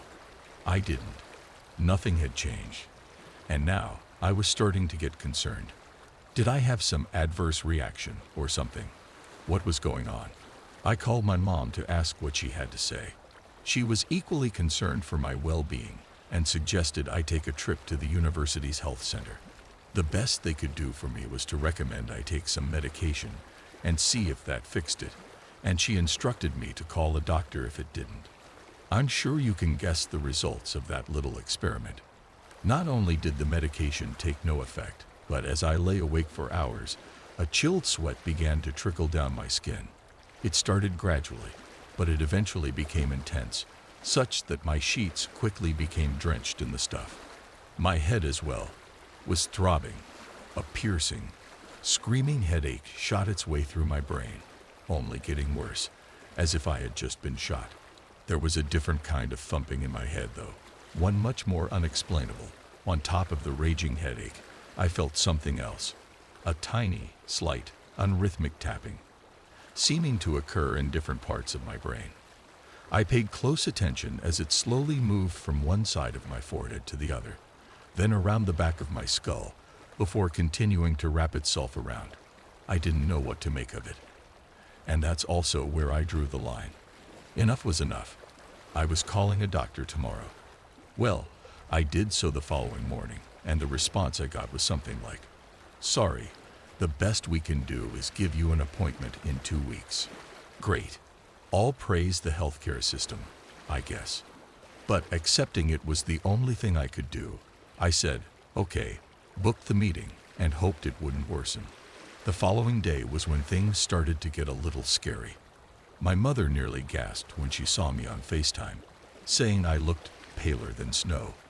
I had to agree with her because, in the middle of our conversation, I got a sudden wave of extreme nausea, gagging harder than I ever had before. I hastily hung up the call and sprinted to the bathroom, just in time to empty my stomach contents into the toilet bowl. I sat there, retching for the next hour. All the while, the headache and those odd irregular feelings circling themselves around my brain continued. And if that wasn't bad enough, as I was donating my insides to the indoor plumbing, I swear I saw something move in the corner of my eye. It was brief, but it looked like an odd, elongated shape slowly moving up the bathroom wall. I didn't get a good look at it, as it appeared to hurry out of view entirely before I turned around. I searched the entire place, top to bottom, but there was no sign of the damn thing. It was like it had just vanished. That was the final straw. I assumed the sleep deprivation was getting to me, and I was beginning to hallucinate, even though I still felt as awake as ever. But I didn't care anymore. Enough was enough. I could not, in any way, wait 2 weeks for an appointment. And so, without any options left, I picked up the phone and dialed 911. The paramedics arrived within minutes, and I quickly explained the situation to them. And after seeing how terrible I looked, they immediately put me on a stretcher and whisked me away to the local hospital. The 2-hour wait in the emergency room was what I could best describe as miserable. I was stuck sitting on a cheap plastic chair in a sanitary, lit, open room surrounded by patients suffering from God knows what illnesses. The icing on the cake was that my symptoms continued to worsen throughout my entire stay. My vision was beginning to go hazy, and I swear I kept seeing something move in my peripheral vision, like what I found back in my apartment. Finally, after hours of torture, the doctor finally called me and escorted me to my new room. He introduced himself as Dr. Jones and ran me through some basic questions, you know, the typical stuff. "How are you feeling, Kevin?" "Terrible." "Have you taken any drugs recently?" "Other than Nyquil?" "No." "Do you drink any alcohol?" "Very rarely." It was just your standard, run-of-the-mill doctor's questioning. But soon, one toward the end caught my attention. "Did you drink any caffeinated beverages recently?" the doctor asked. I stopped for a moment. I mean, I did have a shot of coffee, but it was 3-4 days ago. The doctor made a hum of acknowledgement, his expression considerate before shaking it off. "Okay, well, that shouldn't be causing this. Then I'm going to be honest with you, Kevin. I'm not sure what's happening. So what we're going to do now is run you through a few tests to hopefully determine an answer. And if we can't find anything, then we might have to keep you here overnight to perform a sleep test." I snorted. Sleep test? Right. The preliminary tests went exactly as expected. They took some fluids, checked my blood pressure, and looked at my heart rate. All the standard stuff. Everything turned out negative for any sort of issue. My vitals were perfect, frustratingly so. And so, I was then quickly informed that they would be proceeding with the sleep examination that night. They escorted me to a place that looked more like a hotel room than a hospital. A big window at the far end would let in plenty of natural light during the day. There was another blurred-out window on the right side, and a neat little old-fashioned lamp stood on a nightstand. The bed itself looked rather cozy and had a lovely wooden finish as a headboard. If I weren't so ill, I would have admired it. After hooking me up to various pieces of equipment that I couldn't even explain the purpose of, Dr. Jones spoke again. "All right, you're all set up, Kevin. Now, Don't worry. We're going to be watching from the adjacent room the entire night, okay? So if you need anything, just ask." I nodded my head, the only response I could make in my current state, and watched as he handed me a couple of pills. "Oh, and one more thing. Here is some Silener for the night. It's an insomnia medication. It should be more powerful than the stuff you had before. Hopefully, it might have an effect." After I swallowed what he had given me, the doctor made his way out of the room and turned off the lights before closing the door. And just like that, I was left with nothing but complete, overbearing silence, broken only by the gentle hum of machinery. As my eyes hadn't adjusted yet, darkness swallowed everything. I gently eased my head back into the pillow and shut my eyelids, hoping to finally catch some Z's. The bed was really comfortable. In any other situation, I would have fallen asleep within minutes. But now, 1 hour passed. 2 hours passed. I was beginning to get frustrated. It seemed that the tablet the doctor had given me wasn't helping. So I just lay there, staring at the ceiling for some time and holding my eyes shut. Nothing happened until about midnight, and quite frankly, I wish it had stayed that way. I immediately felt the throbbing in my head return, and the gentle taps that seemed to be circulating around my entire head went into overdrive. It was more evenly spread now, too. Rather than being in specific locations, it was across what seemed to be the entire circumference of my brain all at once. I could almost asterisk it inside me, all the little contacts, like crinkling paper. I sprung up to a sitting position, clutching my face in pain. My eyes had adjusted to the darkness now. What was once pure nothingness had brightened into a shadowy cacophony that ate the corners and walls of the room. The nausea returned, and stars pulsated through my vision. And just then, something caught my eye. It sounded in my ears, too, coming from the dark, shadowy corner that lay just to the left of me, running smoothly and slowly up the wall. I looked over to the source of the noise, which was partially illuminated by the glow of the machinery, and what I saw made my heart drop. Tucked away where the left and back wall met each other was what appeared to be a black, slim, elongated tube of some sort. But no, it wasn't that. I peered closer at it, and I realized it had legs, hundreds and hundreds of little tiny legs squirming and latching onto the surface in unison with the noise. The animal slowly crawled its way upward, paying me no attention.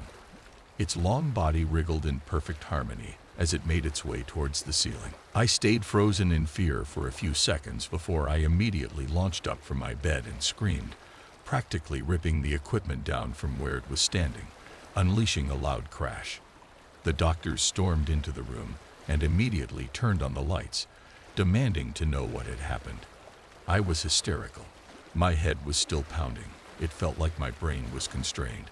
There's something in the corner of the... But as I looked to point it out, what I had seen was gone. "Kevin, how long did you say you were awake for?" Dr. Jones asked with concern. "It's common with severe sleep deprivation that you may experience hallucinations." It made sense, but what I had seen felt so lifelike. Unsurprisingly, the doctors informed me that they would have to cancel the sleep test because my ruckus of throwing everything to the floor managed to break the equipment I was strapped to. So, yay me. However, they said that they could retrieve all the data up until now, and that they would be able to review it as soon as possible, and decided it would be best to move me to a standard hospital room while they awaited my results. They could barely move me 5 feet before I started gagging, and soon the floor was greeted with a pristine covering formed from my stomach contents, delivered by yours truly. Jokes aside, I finally got a good look at what was coming out of me.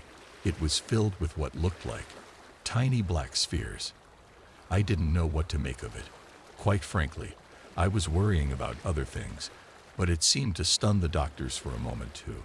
However, they quickly got back to the task and escorted me out into the hallway. I didn't see what became of my mess afterward.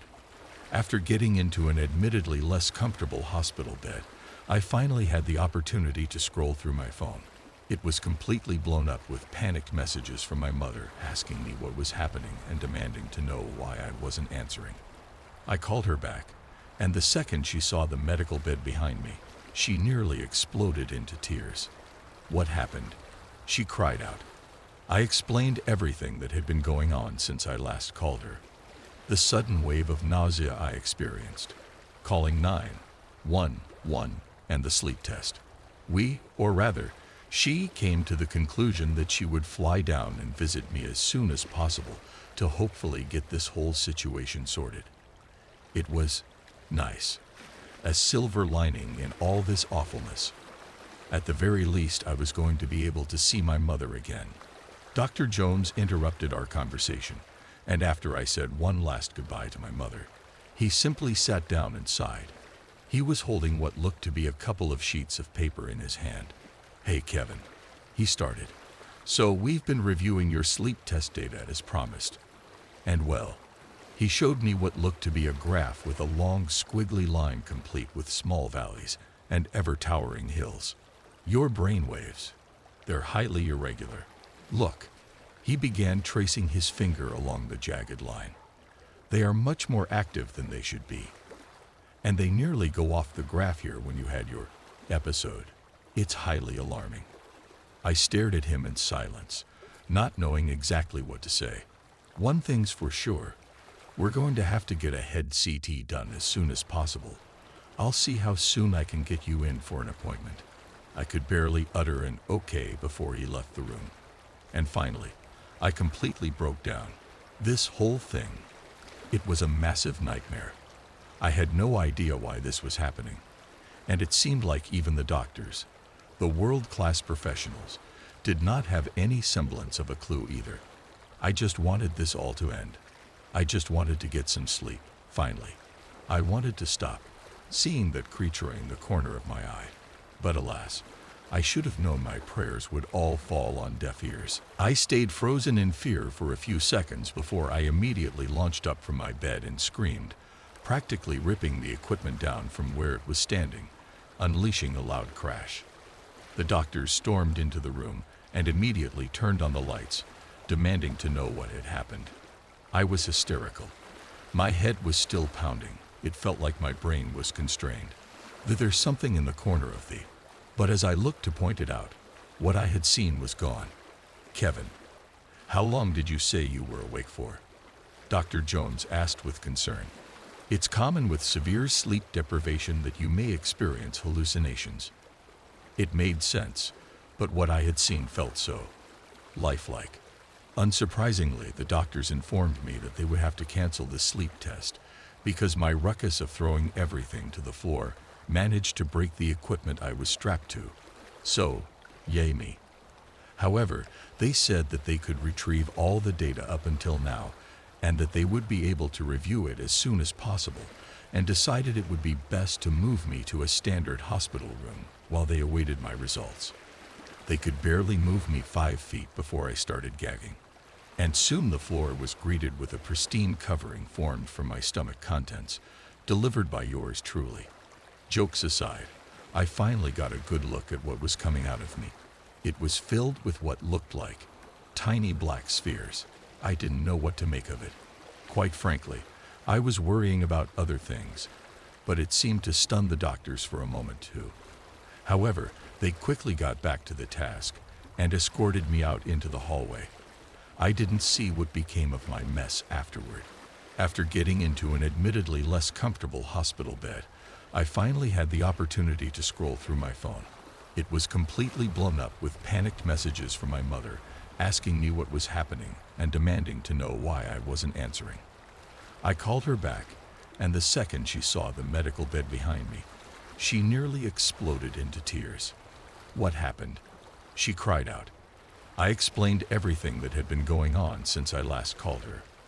The sudden wave of nausea I experienced, calling 911 and the sleep test.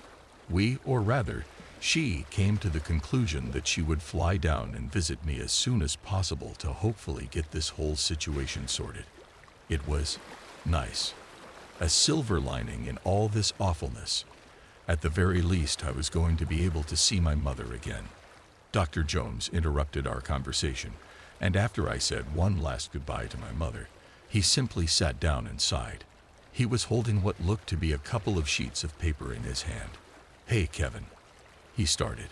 "So, we've been reviewing your sleep test data, as promised, and well," he showed me what looked to be a graph with a long, squiggly line complete with small valleys and ever-towering hills. "Your brain waves, they're highly irregular. Look," he began tracing his finger along the jagged line. "They are much more active than they should be. And they nearly go off the graph here when you had your episode. It's highly alarming." I stared at him in silence, not knowing exactly what to say.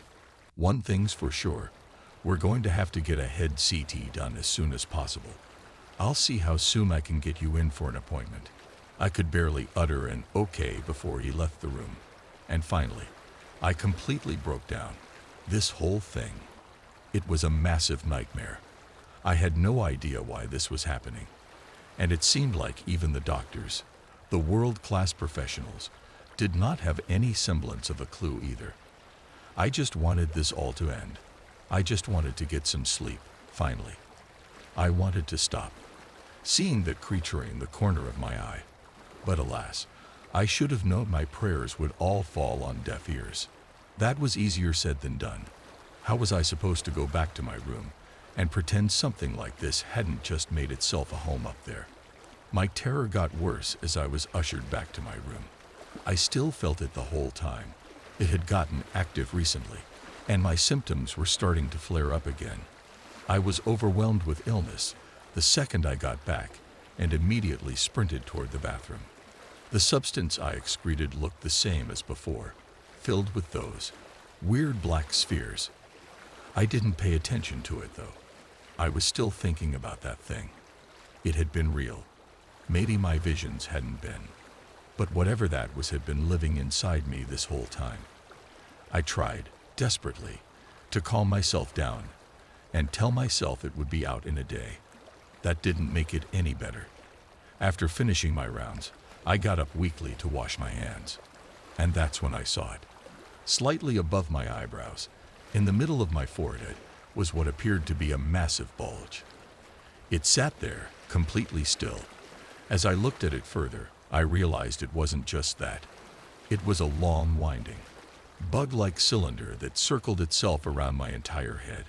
I could even see the pieces of my hair slightly displaced by the shape, as it sheathed beneath them. I don't know what came over me, but somehow, all worry and tension immediately disappeared. I found my right hand slowly drifting up towards my scalp, as if it had a mind of its own. I'd say I tried to stop it, but that would be a lie. It was almost like I was in some sort of trance. My mind had gone completely blank as my arm slowly hovered up further toward the anomaly. Then, I touched it and squeezed it gently. It was soft, almost like some sort of sponge, but I didn't have much time to register it as it immediately squirmed away, darting out of view and behind my head at a speed that looked similar to a bullet fired from a gun. This is what finally ripped me from my state. I screamed and leaped backward, almost splitting my head on the bathroom tiles. I sat there breathing heavily for a moment, hyperventilating, nearly crying before I worked up the courage to look back into the mirror. It was gone. I did a complete 360 to make sure, but no matter what angle I checked, it wasn't there anymore. My headache intensified once again, and I ran to my bed, curling up in the fetal position, tears streaming from my eyes. I remained like that for hours. The doctors had come in to check on me and see what was wrong. But after I explained what I had seen, they found nothing. Still, their presence helped calm me down a tiny bit. That night, I simply lay staring at the ceiling. I don't think I would have been able to sleep even if I didn't have this odd condition. Nothing else happened. But still, it was bad enough. The image of what I saw on the CT scan and what happened to me later in that bathroom was haunting. And no matter how hard I tried, I simply could not get it out of my head. My mom arrived the following morning, and I explained everything to her. She was understandably just about as freaked out as I was, but she relaxed a tad bit when I told her about the doctor's plans to remove what was now being dubbed a parasite. My neurosurgeon, with a team of doctors, an assistant, and my anesthesiologist, came in a few minutes later, announcing that it was time to perform the surgery, and told my mom to remain in the waiting room. With one last hug, we said goodbye and split up to hopefully see each other again once this was over. "Don't worry, I'm going to take good care of you," my anesthesiologist reassured me as she prepared the machine. Bright, blinding lights sprang to life as the doctors prepared their tools and laid them out on the table next to me. I knew I wouldn't be feeling any of this, but still, I have to admit, it did give me a small pit in my stomach to see all of the sharp objects that were about to be used on me. They stuck an IV into my arm and hooked me up to all kinds of equipment, including heart rate and blood pressure monitors. I listened as the rhythmic beeping sprang to life and tried to ease myself, staring into the piercing lights above. "Okay, Kevin," my anesthesiologist smiled.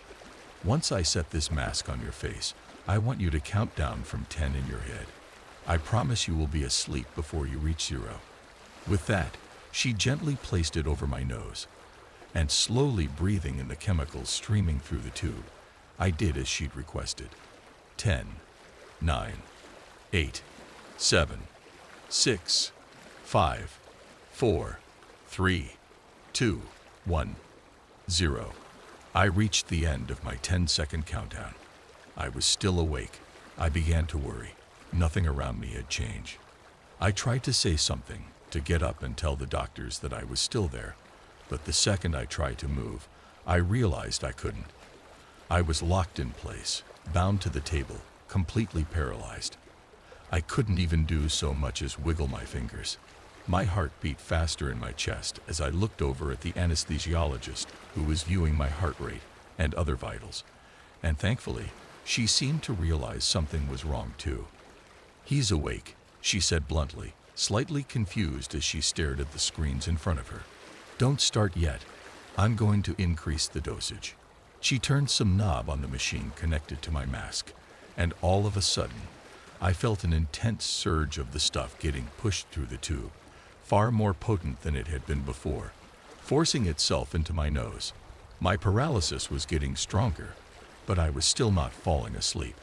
I began to panic, as evidenced by the ever-increasing beeping on the monitor beside me. The anesthesiologist started to swear under her breath as she turned the dial up even more, almost bringing it to its max. But nothing was working. I lay there, awake on the table, unable to do or say anything, while the doctors all crowded around me, trying to get me to go under. Suddenly, the lights above me went out, and the room went completely dark. All the medical staff blurred into the sides of my vision, still and unmoving. What was once a soundscape filled with the frantic movement of personnel and nurses, and the rapid beeping of machinery was replaced with complete and utter silence. I sat there, breathing heavily, and that thing began to scurry again, rushing as I felt it crawl all around my head. I wanted to throw up. It was incredibly disgusting, and it just wouldn't stop. There was something else, though. A couple of minutes passed, and something crept through the silence.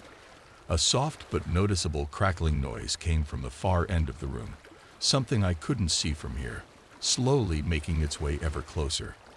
I stared into the distance in terror as the sound unmistakably began wiggling its way up the foot of my bed before changing slightly, now sounding like small, tiny micro-taps on plastic. It wasn't long before two creepy small antennas became barely visible, peering through the darkness, just into view. A couple of seconds later, the head arrived. It was here, the same creature I had seen on the CT scan, although it looked much larger. It continued to work its way up the end of my bed and slithered down the other side. I tried to get up to run, but the paralysis drug that the anesthesiologist had given me was doing its job. I was still stuck. I was left helpless, only able to watch in horror as it slowly squirmed its way over onto the bed and up onto my foot. giving me the sensation of hundreds of tiny little appendages pushing their way up my body. It was relaxed, seemingly unfazed by all my struggles as it got closer and closer, gently wrapping its way around my limbs. I could look at it now. It definitely resembled a massive millipede, but no exoskeleton existed. Instead, what made up the body seemed to be a pale fleshy mass, laced with a pattern of black marks strewn across the entire specimen. It reached my stomach and made a straight beeline for my face. I tried as hard as I could to hold my head back and keep it as far away as possible, but it was futile. All the while, the back half of it had just crossed over the far bed frame. My eyes watered as it slowly crawled over my neck and made contact with my chin, its long antennas now taking up a good chunk of my vision. I didn't seem to be wearing my mask anymore. I don't know when it disappeared, but it was missing, which gave that thing the opportunity to reach between my lips with its little front legs and slowly pry open my mouth with a strength I wouldn't believe it had. I tried again in vain to turn my head to do something to counteract it, but nothing worked. The only movements I made were the spastic twitches of my muscles as I shook like a leaf. Once the creature had opened my mouth just enough, I gagged as it slowly began to crawl its way inside. I felt every movement of the tiny bug limbs creeping on my tongue, the fleshy mass slowly rubbing against the top of my mouth. I wanted to throw up so badly, to cough, but for some reason, those reflexes weren't working. All I could do was gag over and over again as its long, segmented body maneuvered its way in like a snake shedding its skin. The head reached the back of my throat and began to work its way up towards the top of my skull.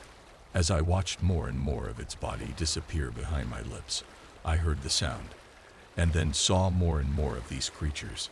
Smaller ones began to appear at the sides of the bed and weaved their way towards me. Some crawled toward my face. Others maneuvered themselves across every square inch of my body. I tried to scream, but nothing came out. I began hyperventilating, looking at the scene in front of me with terror. Each time I looked, there were more and more appearing out of thin air, exploring every little nook and cranny of me. A pounding, throbbing headache ensued, and above all that I felt the original parasite continue to crawl its way around in my brain faster than it ever had before.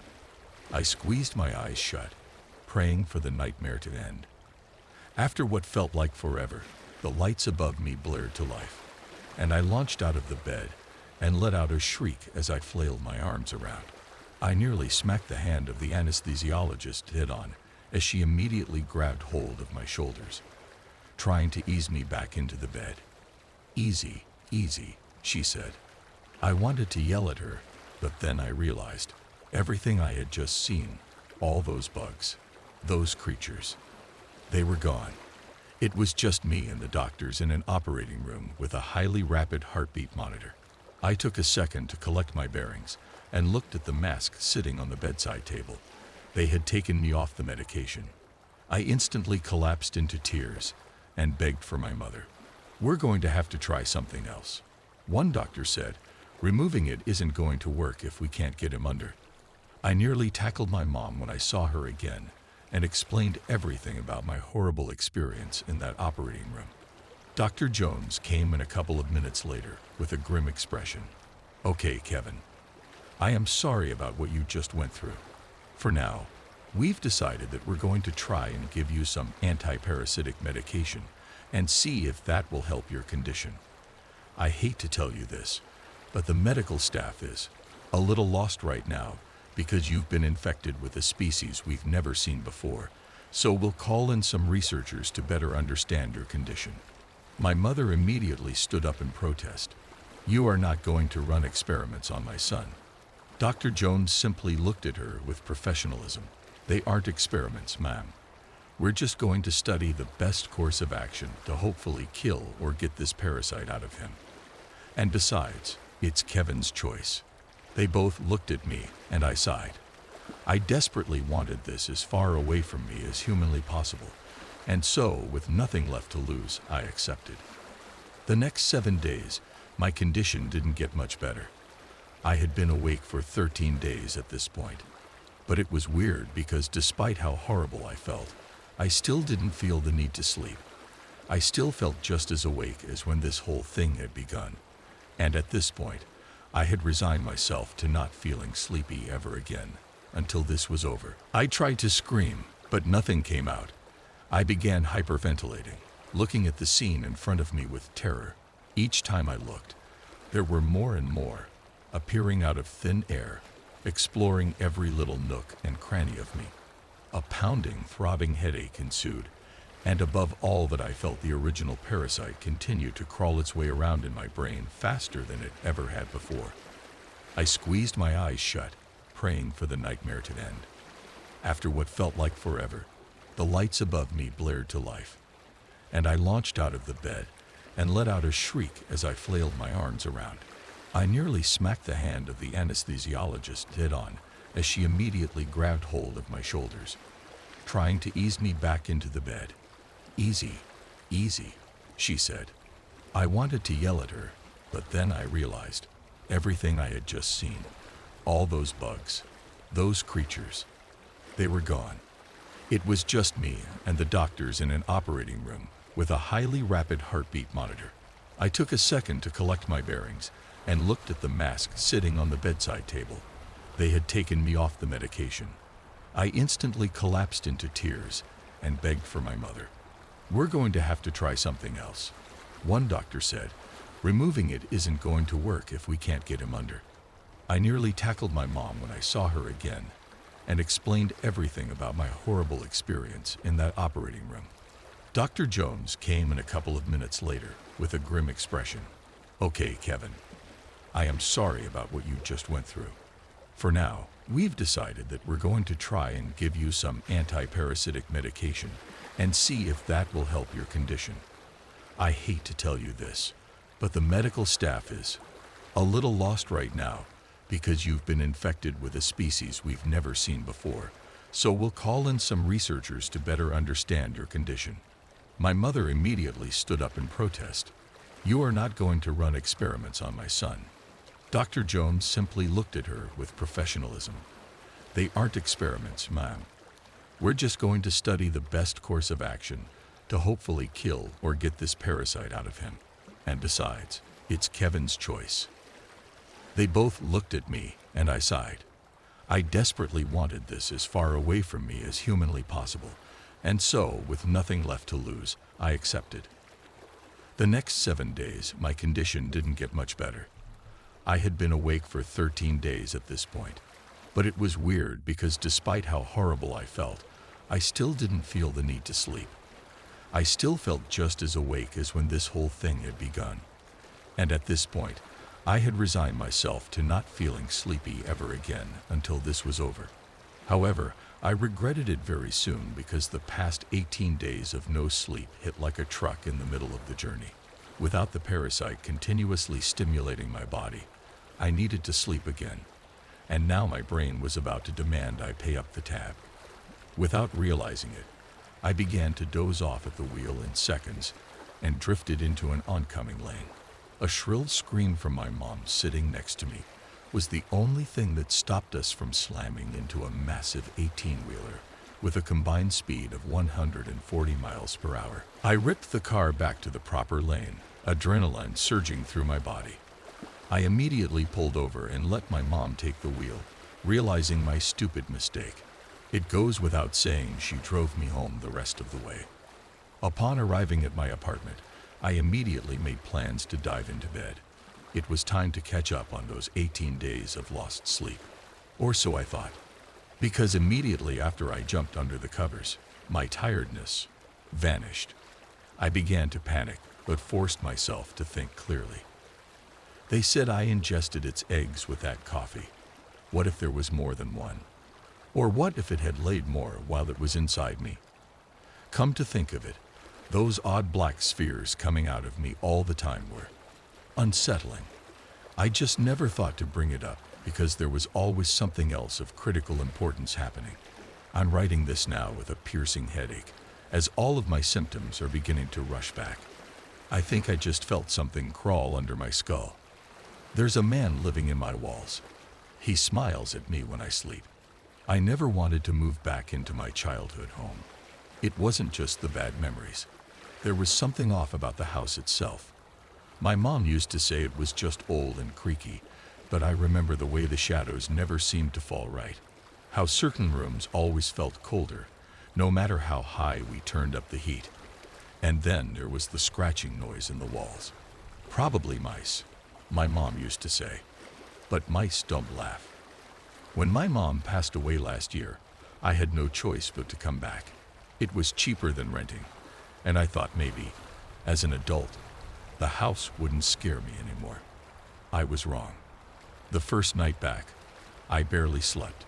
The house was so quiet I could hear every groan of the wood, every whisper of wind sneaking through the gaps in the windows. I kept telling myself it was just my imagination, that nothing had changed in the house since I'd been a kid. But then, at around 2 a.m., I heard the scratching. It started faintly, like fingernails running along the inside of the walls.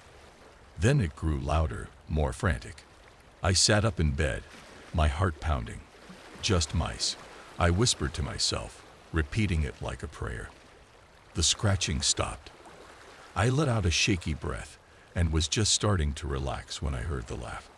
It was faint, barely audible, but I know what I heard. A low, wheezing chuckle that made my stomach twist into knots. I didn't sleep at all after that. For the next week, the noises got worse. The scratching grew louder and more constant. Sometimes I'd hear the laugh again, soft and raspy, always coming from the walls. I tried telling myself it was just the house settling, but deep down, I knew that wasn't true. One night, I got brave enough to investigate. I followed the sound of the scratching to the living room, pressing my ear against the wall. I could hear breathing. By the end of the second week, I was losing it. Every time I closed my eyes, I felt like I was being watched. I started hearing faint whispers, too low to make out, but just loud enough to keep me awake. I decided to rip open the walls. It wasn't easy. The house was old, and the plaster crumbled as I hacked at it with a crowbar. I made a mess, but I didn't care. I just wanted to prove to myself that there was nothing there. But I found something. Inside the wall, hidden between the wooden beams, was a tiny opening, a crawl space. The crawl space was barely big enough for a person, but there was stuff inside. Old blankets, a rusted flashlight, wrappers from snacks I didn't recognize. Someone had been living there. I felt sick as I reached for the flashlight. I didn't want to shine it inside, but I couldn't stop myself. The light illuminated a small figure crouched in the back corner. It was a man. He was pale and thin, his clothes tattered and dirty, his head tilted at an odd angle as he stared at me with wide, unblinking eyes. His lips stretched into a smile that was far too wide for his face. And then he laughed. The same low, wheezing chuckle I'd been hearing for weeks. I screamed, stumbling backward, but when I looked again, the crawl space was empty. I boarded up the wall that night. I told myself it was over, that whoever or whatever I'd seen was gone. But deep down, I knew better. Now, every night, I hear him. The scratching, the laughter, and when I wake up, I see him standing at the foot of my bed, his too wide smile glowing in the darkness. He warned me. The third time, I won't wake up. I've had 2 nightmares about him. And now, I feel like I'm out of time. I know if I fall asleep again, he'll take me with him. Every time I close my eyes, I see him grinning at me with those black pits he has for eyes. It always starts the same way. I'm walking down a dodgy street, trying to find my way back home. The only light comes from a few dim, yellow street lamps. Then, a taxi appears out of nowhere, and I flag it down. The moment I step inside, something feels wrong. The air in the car is heavy, suffocating, like I'm trapped in a box with no escape. The driver is an older man. He is extremely skinny, with sickly yellow skin, sunken eyes, and a terrifying gaze. He has a creepy, unnatural grin plastered across his face. His hair, or what's left of it, is thin, white, and uneven, hanging in messy clumps around his head. When he asks, "Where are we going?" chills run down my spine. His voice is disgusting, almost inhuman. I give him my address, but instead of taking the normal route, he turns down strange streets, speeding up as he drives. I start panicking and try to open the doors, but he has locked them all. I start screaming, "Let me out. This is where I should be getting off. My family's waiting for me, please." But he just stares at me through the rearview mirror with a terrifying face, grinning at me with a smile that makes me want to vomit. Eventually, the car stops. We are in an empty parking lot, surrounded by nothing. This creature doesn't say a word. Somehow, I manage to free myself, bursting out of the taxi and running as fast as I can. But then, I see him running behind me, though he isn't human anymore. His body has transformed into a 10-foot-tall, emaciated creature with the skin color of rotten flesh. His grin stretches too wide, splitting his face unnaturally. All his limbs are grotesquely broken and twisted, with raw muscles and pieces of skin exposed. He is crawling toward me at an inhuman speed, faster than I can run. His eyes, God, his eyes, those deep, dark pits are locked on me. Then he catches me, his claw-like hands gripping me so hard as he rises into the air, flying with me into the sky. I can feel my body going limp. I can't move, can't scream, can't do anything but stare as he leans close to my face and whispers, "You'll never escape me. This is the second time you've dreamed of me. The third time, you won't wake up." That's when it hits me. I have dreamt of this terrifying man before. It isn't just a nightmare. This is the same creature, and I hadn't remembered until now. And then, as I'm lying in bed, I realize this is a dream, but I feel his breath on my face. It's hot and rancid, like he's inches away. I know it's a dream, but it feels so real. I can't open my eyes. I can't move. I'm trapped in this horrible limbo, stuck between waking up or falling deeper into the nightmare. Both feel equally terrifying. I fight with everything I have to wake up, struggling against the invisible weight pinning me down. Finally, I break free and sit bolt upright in bed, thinking of this man, or this creature the whole entire night. Sometimes I wake up in the middle of the night covered in sweat to his repugnant voice, whispering my name. I can't sleep. Not now. Not ever.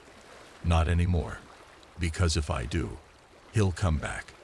Has anyone here taken the supplement, Zigintra Ultimate, and know how to reverse the effects? Alternatively, what's a good way to kill thousands of silverfish at a time without hurting yourself? I've made a few mistakes in my life. Hell, maybe more than a few.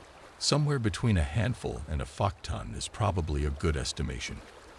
I think the issue is I put my trust in the wrong places, but I'm just trying to navigate the world as best I can, same as everyone else. I've been told I'm gullible, but I like the word suggestible. Let me put it this way.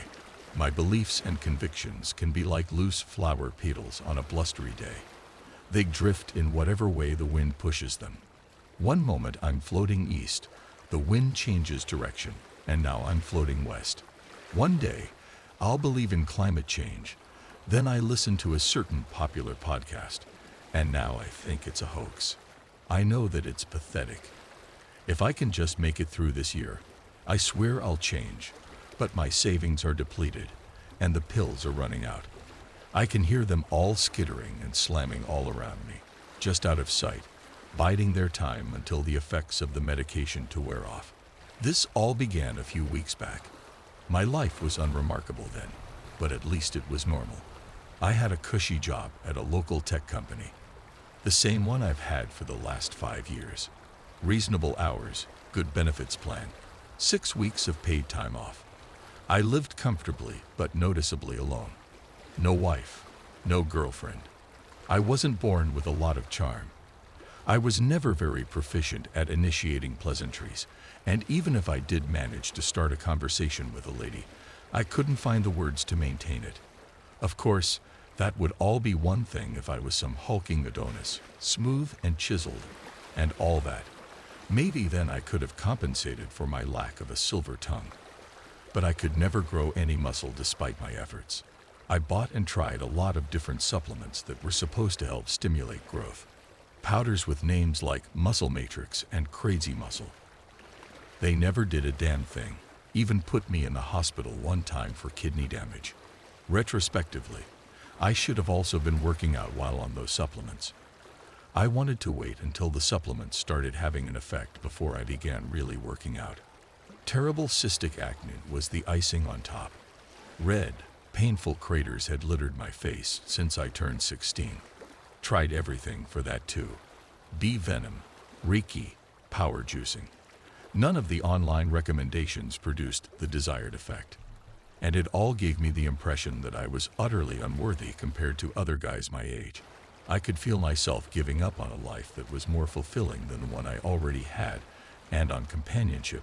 Then, I saw the ad pop on my Facebook page. It promised to fix me, and I fell for it. Hook, line, and sinker. It read something like this. Do you have trouble attracting women? Unable to catch a vixen's eye from all the way at the other end of the bar?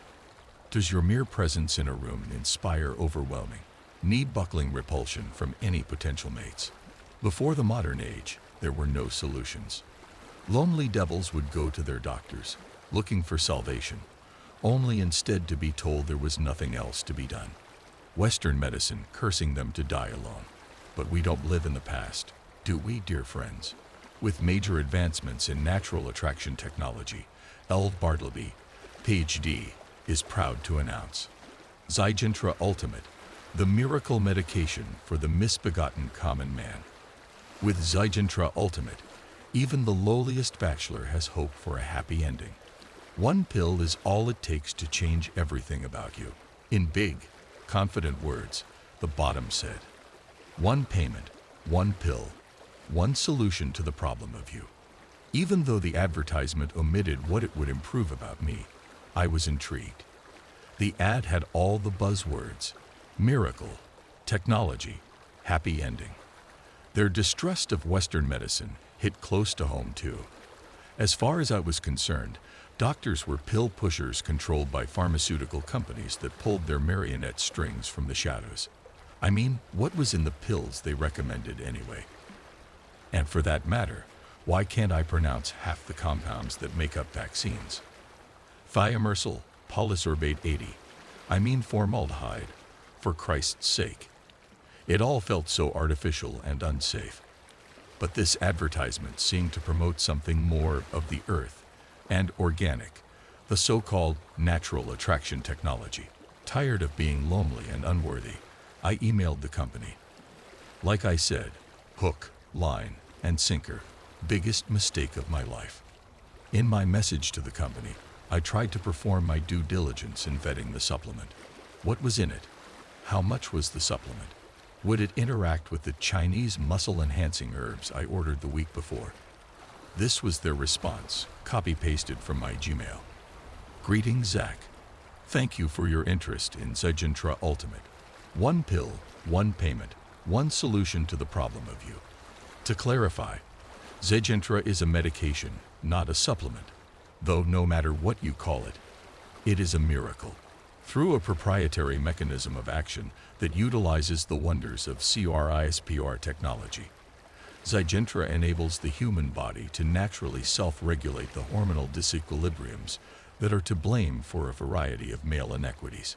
It can resolve poor muscle growth, weak libidos, erectile dysfunction, and a bevy of disfiguring skin conditions, including but not limited to seborrheic dermatitis, psoriasis, lichen planus simplex, and cystic acne. Unfortunately, the future is not always affordable, and it is rarely covered by insurance. Thankfully, this one-time cost can last upwards of a year, if not much longer. Zygentra teaches your body to produce life-changing pheromones that are genetically transplanted from the naturally occurring Lepisma species. In short, one pill is all you need. Zygentra Ultimate can solve the problem of you, with a one-time payment of 30,000 US dollars. We do not accept payment plans. Also, for obvious reasons, we recommend all of our clients relocate prior to taking their dose. Antarctica is preferable, but northern Canada is a reasonable alternative. Please let us know if you are planning to pursue a happy ending. If so, we can help set up a wire transfer. Amy, Senior Sales Associate and Miracle Worker at Delphi Pharmaceuticals. I had to pick my jaw off the floor after I finished quickly scanning the email, skipping the scientific mumbo-jumbo to find the price point. They seriously wanted me to pay $30,000, one lump sum, for this supplement. Not that I couldn't afford the payment. I could, but barely, using a nest egg my mom left for me after she passed. It was just an obscene amount of money. But it was alluring. One pill that would fix my body, or I guess teach it to fix itself naturally. Was that even possible?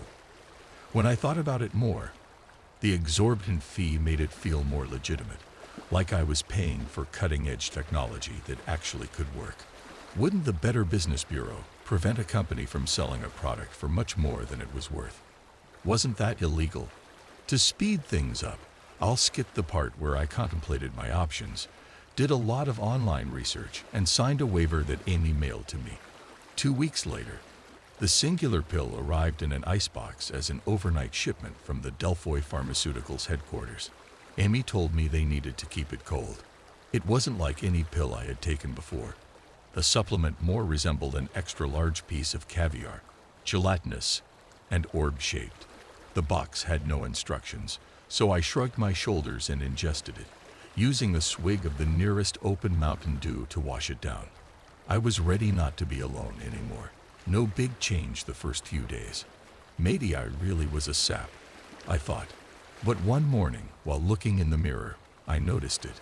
My skin was clearing up like it never had before. More than that, I felt virile and confident out of the blue. My muscles even looked more toned. It was a state of being entirely new to me. And at first, it was incredible. For the first time, I felt deserving of love and happiness.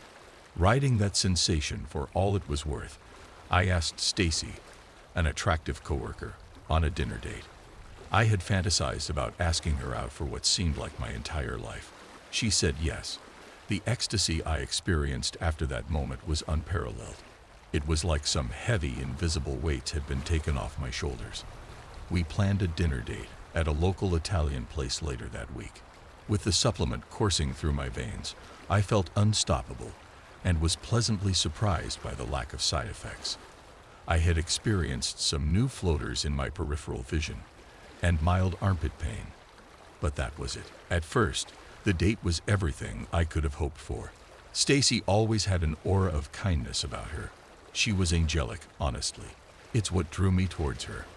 Even though I secured the date, I was still nervous about my ability to keep up a conversation through the meal. To my surprise, it wasn't difficult.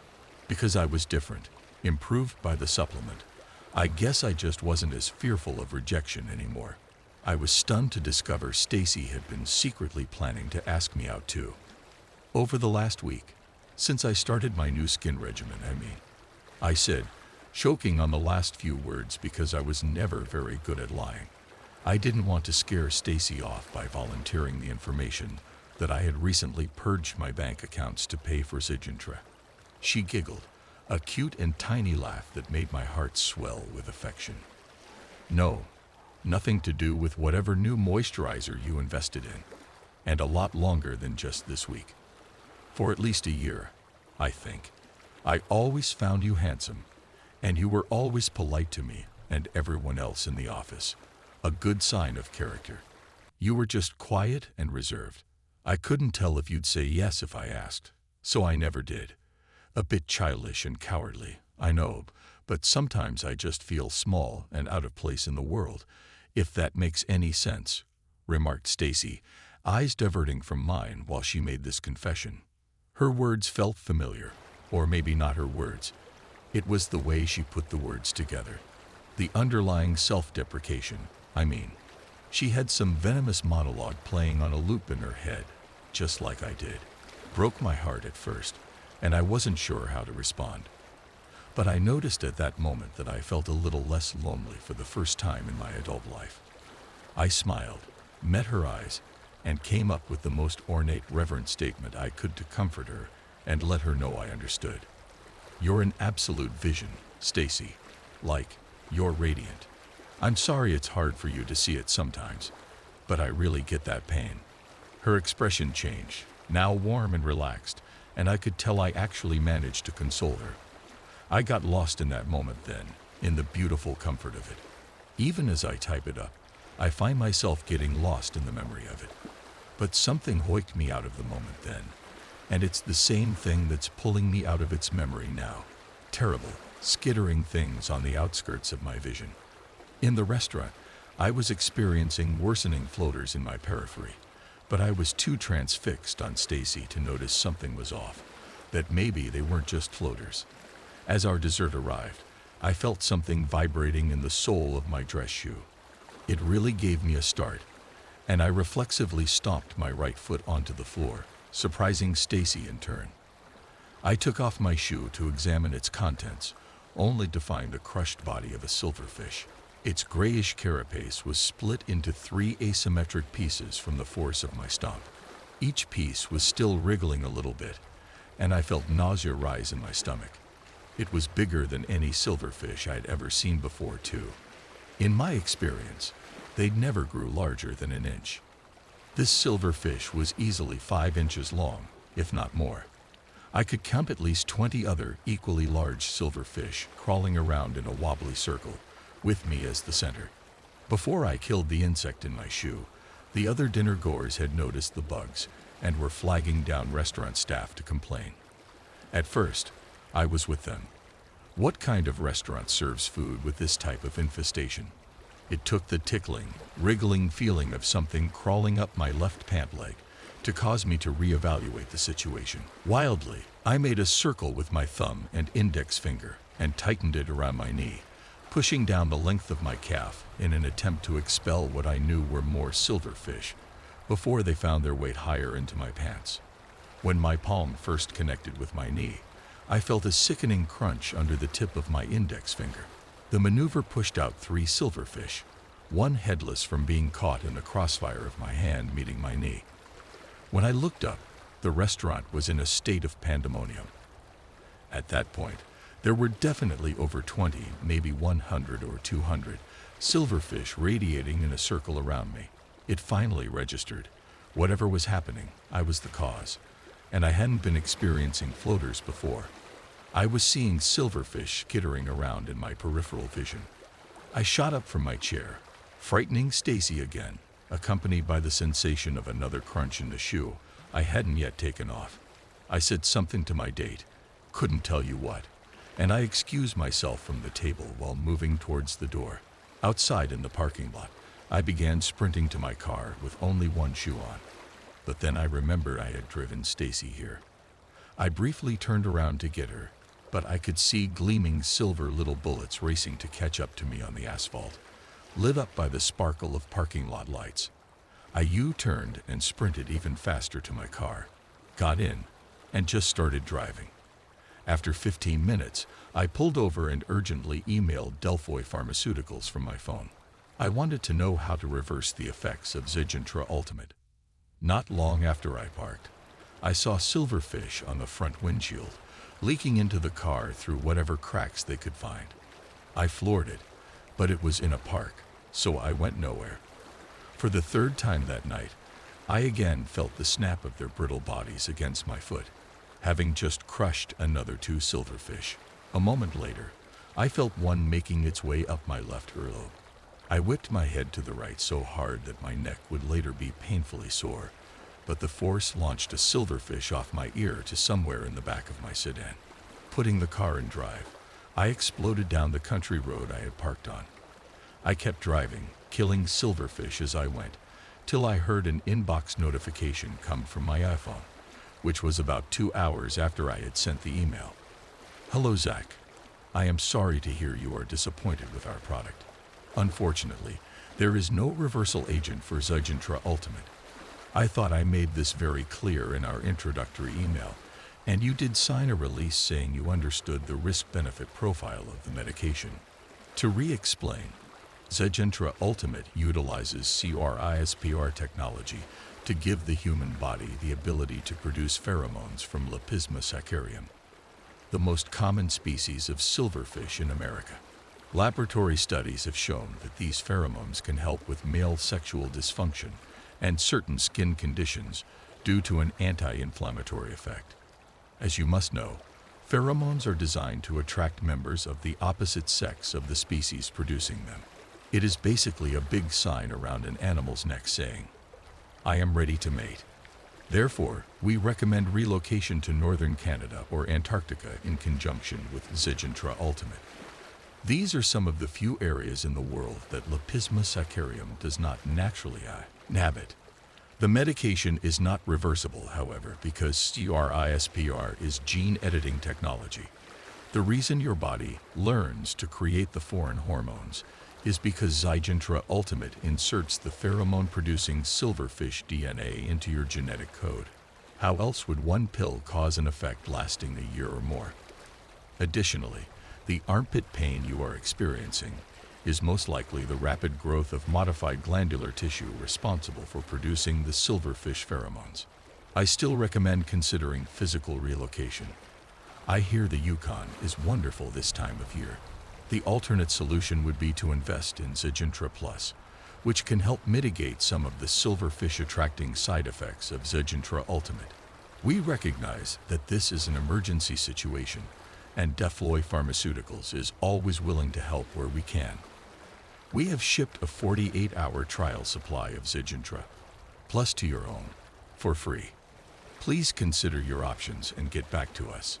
If you would like to purchase additional Zejintra Plus, a week's supply costs $750, with a 5% discount if you purchase the medication in bulk. Amy, Senior Sales Associate and Miracle Worker at Delphi Pharmaceuticals.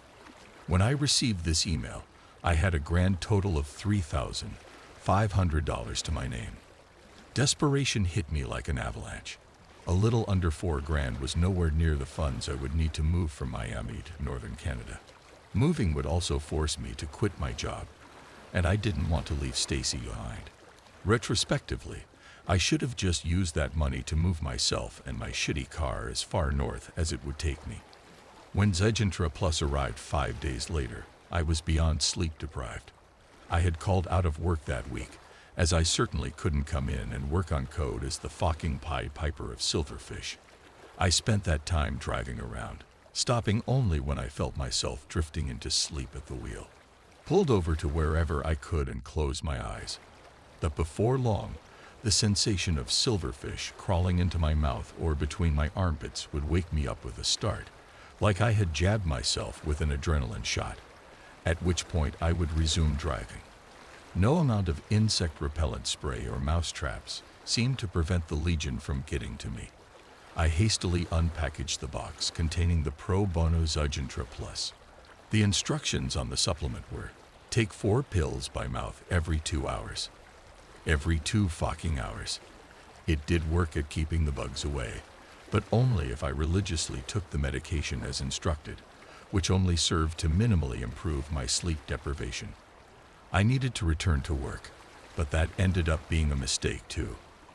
I had ditched Stacy on our first date without explanation, and then proceeded not to talk to her for a week while I was driving around in circles, waiting for the Zejintra Plus to arrive.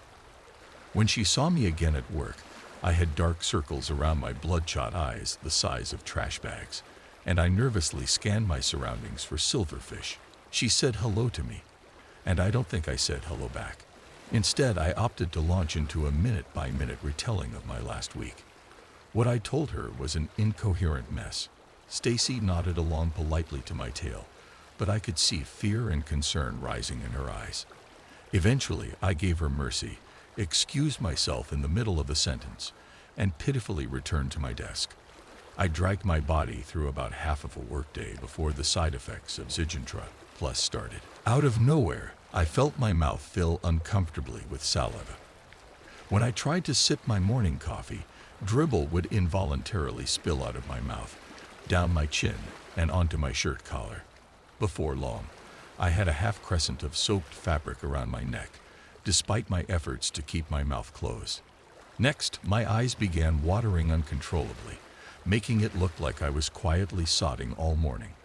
The final straw was when I took my hand off my coffee cup, only to have a thin layer of palm skin remain stuck to the grip, peeling from my hand and causing immense and immediate pain. I screamed. And then, of course, there was a lot of bleeding. In a panic, I hastily left my desk without saying a word, no doubt leaving behind plenty of tears, saliva, skin, and blood. My boss caught up and confronted me about my behavior before I could leave the building.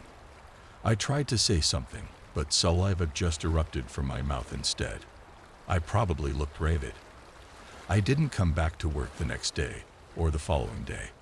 A few days after that, a message on my cell phone answering machine told me I was fired. Amy, resident miracle worker at Defloy Pharmaceuticals, wasn't much help with the situation. I let her know that, although Zygentria Plus was helping keep the insects away, the side effects from it weren't much more bearable. The excess saliva and tears were one thing, but pieces of my skin were sloughing off with the slightest manipulation, like I was some human Danish, and I still wasn't sleeping. I needed to set multiple alarms to get myself up every 2 hours to take the new medication. Otherwise, the silverfish would be back. She explained to me that this was expected, as Zygentria Plus acted as a low-dose insecticide I was digesting and releasing into the surrounding air from my pores, or what was left of them. At the brink of insanity, I demanded to speak with Mr. Bartleby, the supposed genius creator and mind behind the Zygentria line of products mentioned in the original advertisement. I thought maybe he would have an elegant solution to all of this. In response, Amy said, and I quote, "Well, that will be impossible. Mr. Bartleby is more of an idea than a person. Here at Defloy Pharmaceuticals, we all aspire to achieve the goals that Dr. Bartleby represents. Also, it seems to help with sales. But don't worry," she said, "there was still something to be done." Amy theorized that drastically increasing my zinc levels might mitigate some symptoms from Zygentria Plus. I spent my last $500 on that supplement, unsure of what I would do next, even if it helped. But I needed relief. Moreover, I needed to keep taking the pills because I was terrified of what would happen to me when I ran out, and the silverfish came back. My car was out of gas. My skin was breaking down. I was jobless and nearly out of money. If they returned, I would have limited defenses and nowhere to hide. I'm not particularly eager to think about what would happen to me. The zinc supplement was a purple-reddish liquid that I was instructed to drink once a day. I voraciously gulped it down, immediately experiencing excruciating pain from my lips to deep in my chest. I would come to learn that the compound I drank, zinc hydrosulfide, is a very strong acid. I stared at the words strong acid in the email, dumbfounded, with blood and saliva dripping from my scalded mouth onto the screen. Amy then offered a subdermal injection to help me tolerate the zinc hydrosulfide. And I just started laughing. Must have been laughing for a while, because when my laughing slowed down, I saw silver floaters in my periphery again, meaning I was due for my next dose of Zygentria Plus. I could barely swallow the pills after what the liquid had done to my mouth and esophagus, almost passing out from the pain. Even if I had the money to pay for the $2,000 subdermal injection, which I do not, I have no idea where I would even inject it into. Didn't have much of a dermis left after the effects of Zygentria Plus, which had liberated me from a good portion of my skin. Effectively, I am now stuck. The acidic liquid that was supposed to help with the side effects from the pills has now prevented me from taking any pills, or at least has made it a great deal harder and more painful. The medication that would help me tolerate the acidic liquid was no good either. The pills had dissolved the skin that it was supposed to be injected under. Perhaps most critically of all, I am now broke. Thought about going to the hospital. Some combination of fear and shame prevented me from doing that. Calling an ambulance may be my next move, but I'm not sure they can do anything for me now. The silverfish will find me no matter where I am. I'm sure there are plenty lurking unseen in the cracks and crevices of the hospital. Plus, who knows if the medications they'd give me would interact with the supplements. So, with about 12 hours of my oral insecticide left, I have decided to throw a bit of a Hail Mary. Has anyone else taken Zygentra Ultimate before and knows how to reverse it? Alternatively, anyone have a good way to kill thousands of silverfish at a time without hurting? There's a light outside my window. I know this sounds totally insane, but I swear something is off with my new neighbor. I am honestly feeling so on edge every single night, like I cannot even sleep or think straight. I figured maybe sharing it here might help, because I need someone to tell me I am not losing it, or at least give me some idea of what I should do next. I know this might be long, but please bear with me. I have lived in this same old house for years, and yeah, it has its creaks and weird sounds, but I have never felt like this before, not even when I had that creepy landlord a few years back. That guy was weird, always watching from his window at odd hours. This new neighbor is different, and I mean that in the worst possible way. For the past 2 weeks, I have noticed that no matter what time I wake up at night, there is a faint light behind my curtains, shining at a low angle like it is coming from a flashlight, or maybe a phone. The first night I assumed it was nothing, maybe a passing car or a cat. Then it happened again and again. Now I am sure that someone, I am almost certain it is my neighbor, is actually standing outside my window in the middle of the night, never making a sound, just standing there. I tried to catch them, but any time I rush to the window or fling open the blinds, there is just darkness. Let me tell you, that kind of silent persistence really does something to your head. You know, makes you question every thought you have. I started staying awake longer, pretending to sleep but with one eye half open, waiting for that faint glow. Sure enough, it is always there. When I try to tell my friends, they say I am paranoid, stressed out from work, that I need a break. How can I take a break when I have this feeling that I am being watched, like studied, like maybe someone is waiting for me to slip up or drop my guard?